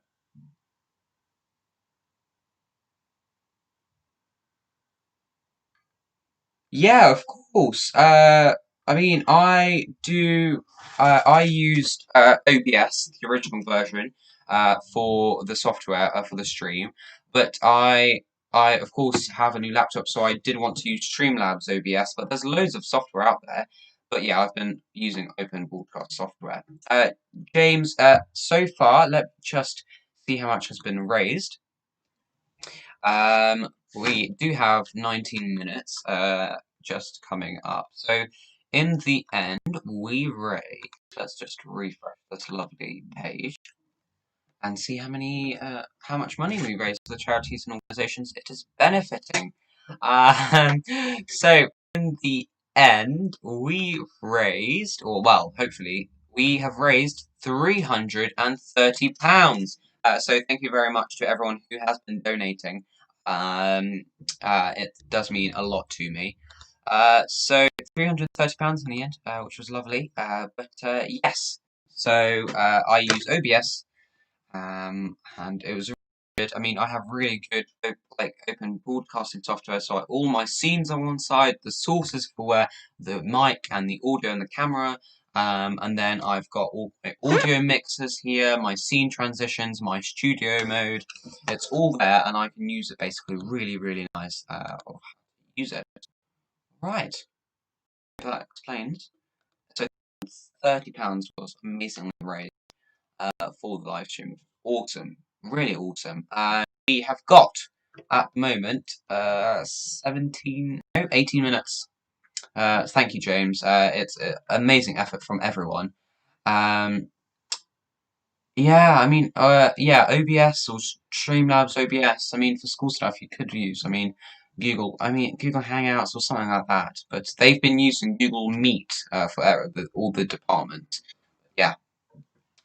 Thank you everyone for donating. £330 is a lot of money, and we will, I'm sure, beat the 500 target after the live stream because people can donate until the 20th of July, I think, or I think a bit earlier. I think 10th of July, but we'll see. Thank you very much yet again for everyone who keeps on donating and kept on watching through this whole part. There have been a few. If you want to give a few shout-outs to Bethan and Karis, Nikki. She's been watching literally the whole time. Yeah, we've got at the moment we've got 10 people watching for the last 15 minutes of this live stream. Unfortunately, it's not going to be the most fun part of the live stream. The actual, insides of the live stream were the most fun parts, but I will try my best to, give you some lovely entertainment for your Saturday evening, which, is quite hard, depending. Anyway, like I said, 15, well, it's actually 7:45, which means very shortly we will be ending this live stream, and I can stretch, finally. I am exhausted, James, to be completely honest with you. How am I feeling after this 12 hours live stream? I'm absolutely exhausted. I woke up today at 5:30. I went to bed about midnight, so yes, not the best. But no, I'm really excited to have, raise so much money for this all, and it goes to amazing causes, and that's the main part of this all. And I'm really thankful to everyone who has donated. It's amazing, genuinely. So we've got around. Okay, I do want to give one shout out though to Ramel. Ramel has been a really good friend of mine with the Diana Award, and he's been working really closely with the Anti-Bullying Pro campaign that they've got with the Diana Award, and he's been doing such an amazing job with it all, and he's been running it, I think, for about 4 years. So congratulations, Ramel, and thank you for your support of the live stream. Do keep those questions coming. I will try and answer them all. It is, a bit hard because there is like 1 minute delay on the live stream. Yes, I should sleep very well tonight then. That I think is a given, hopefully. If not, then I'll be very surprised. yeah, I mean, we have. Let's have a look at how many people actually tuned in tonight. Oh, well, so this part 2. So I think about 300 people tuned into part 1, and then this is part 2 because we had a bit of a technical glitch. Let's have a look at the analytics for part 2, of course. Okay, yeah, we had about 200 people tune into this one, so overall about 500 people tuned in. So if actually every single person just donated £1, then thank you very much, James. I really appreciate the support, and thank you for being a moderator during this live stream. There have been a few weird people today on the live stream, but we did expect that. I mean, it is an open thing, and being a public person has its pros and cons, of course. Yeah, so thank you guys basically for keeping on donating and just being really, really awesome throughout this whole process, which was really, really awesome. It is weird. I am offering quite a bit, so do let me know if I am not keeping up with your computer. We are just nearly there. We have only 13 minutes until 12 hours, very successfully. But yes. Whew. Right. Well, I mean, social media has been crazy. Maria Miller has been tweeting like mad, and Caroline Noakes did it, kicked and won. But anyway, that's fine. I mean, Phil North did a lot. I don't know why, but I really want to know who's celebrity crush. My celebrity crush. It's got to be. I don't know if you guys know the show Dance Mums, but there's Maddie Ziegler, and she used to be on it. That is my celebrity crush. You're welcome. Yeah. So yes.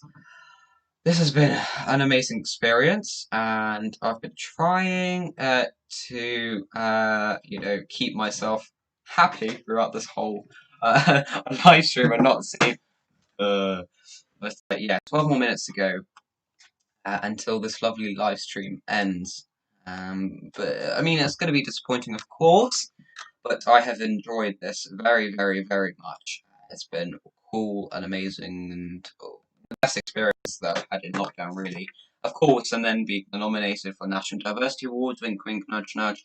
Actually, the shortlist will be announced on the 22nd of July, so I've got about a month to wait for the shortlist. But hopefully, if all goes well, I will be shortlisted, which will be really, really awesome. So we've still got about 12 minutes left of this live stream, and yeah, I've got a lot of thank you notes to write for the donators and the people who have funded this. But yes, it's going to be good, and I've got prizes to send out. So Karis and Nicola, you will be the recipients of this little co-op pouch. Hopefully, let me just see if you see that. So this lovely co-op pouch, which has, of course, your £10 gift card. Look, there we go. £10 gift card for co-op you can spend, and your lovely co-op pen, because who does not love a pen? And of course, you've got plenty of shout outs, and I'll pop a bit of chocolate in there for you as well. So thank you for well done, Karis, for winning the prize draw, and well done for Nicola for answering the riddle the fastest during the live a bit earlier. It is now 11 minutes. I will probably be giving you about 1 minute 1 minute updates every so often. You're welcome. Yeah, sorry. There's been a lot of support for this live stream, and thank you so much. 5 people watching so far, and yes, we will keep it going. Overall, we've had about 500 people watching. I think at one time we had 50 people watching. It was really awesome. Yeah.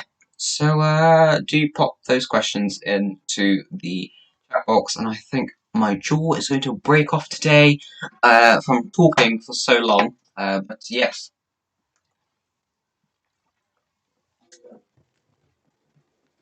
genuinely, thank you so much for donating. And for Karis, actually, I just want to give a special shout out again for actually rounding that lovely number up. Somebody donated, and so we rounded that up, and it got a lovely, lovely, lovely donation of £330.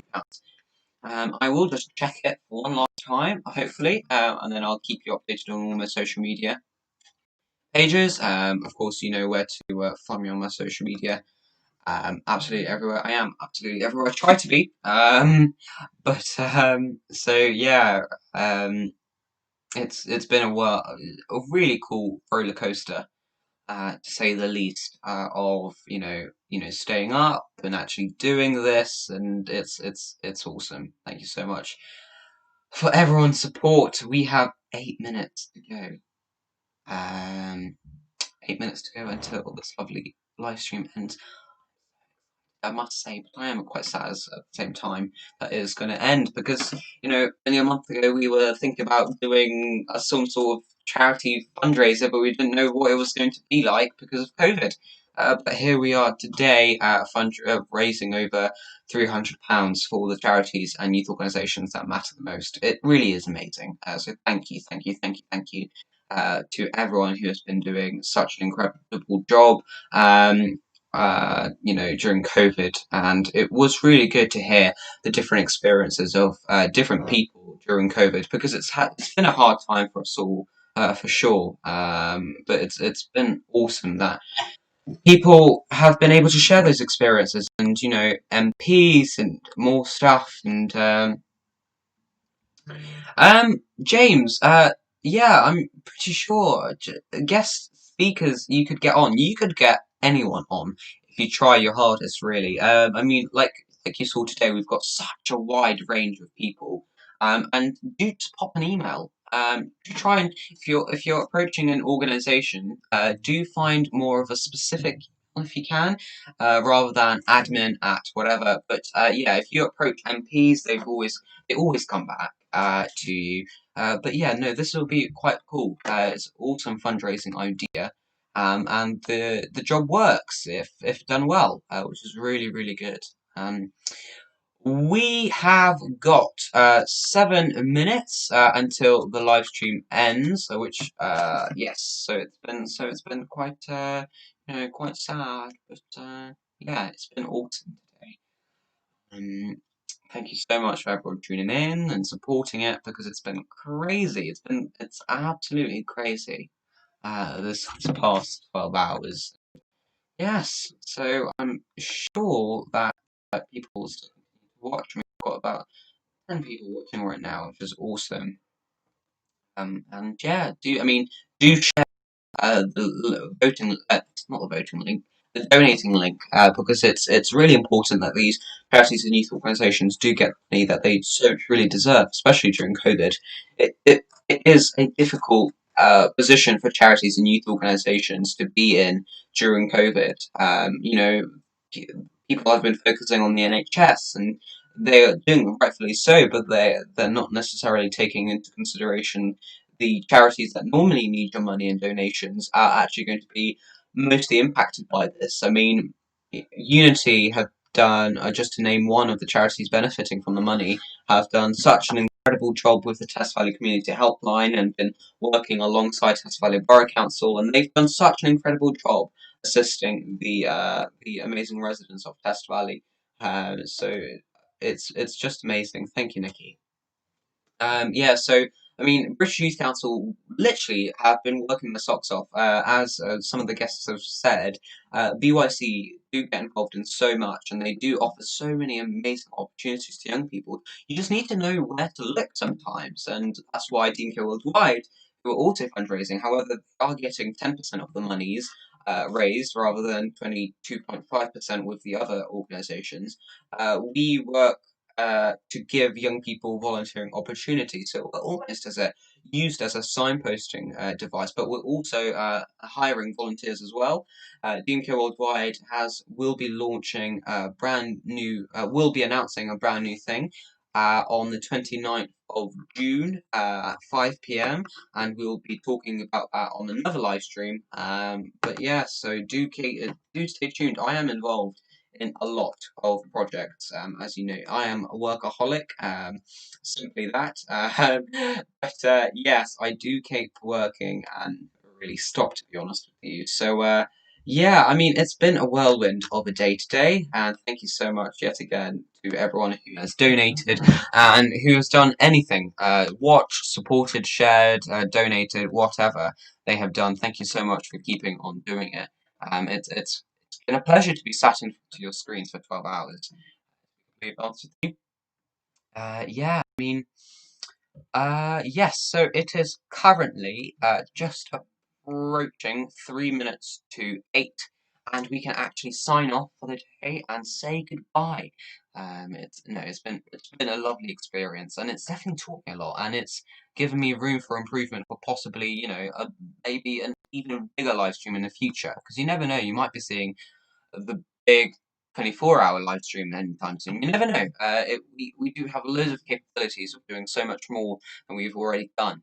So do stay tuned. My social medias are crazy. So at dmakesons_NYP on Twitter and Instagram, and at dmakesons_NYP on Facebook. I have been utilising Facebook a lot more, for sure.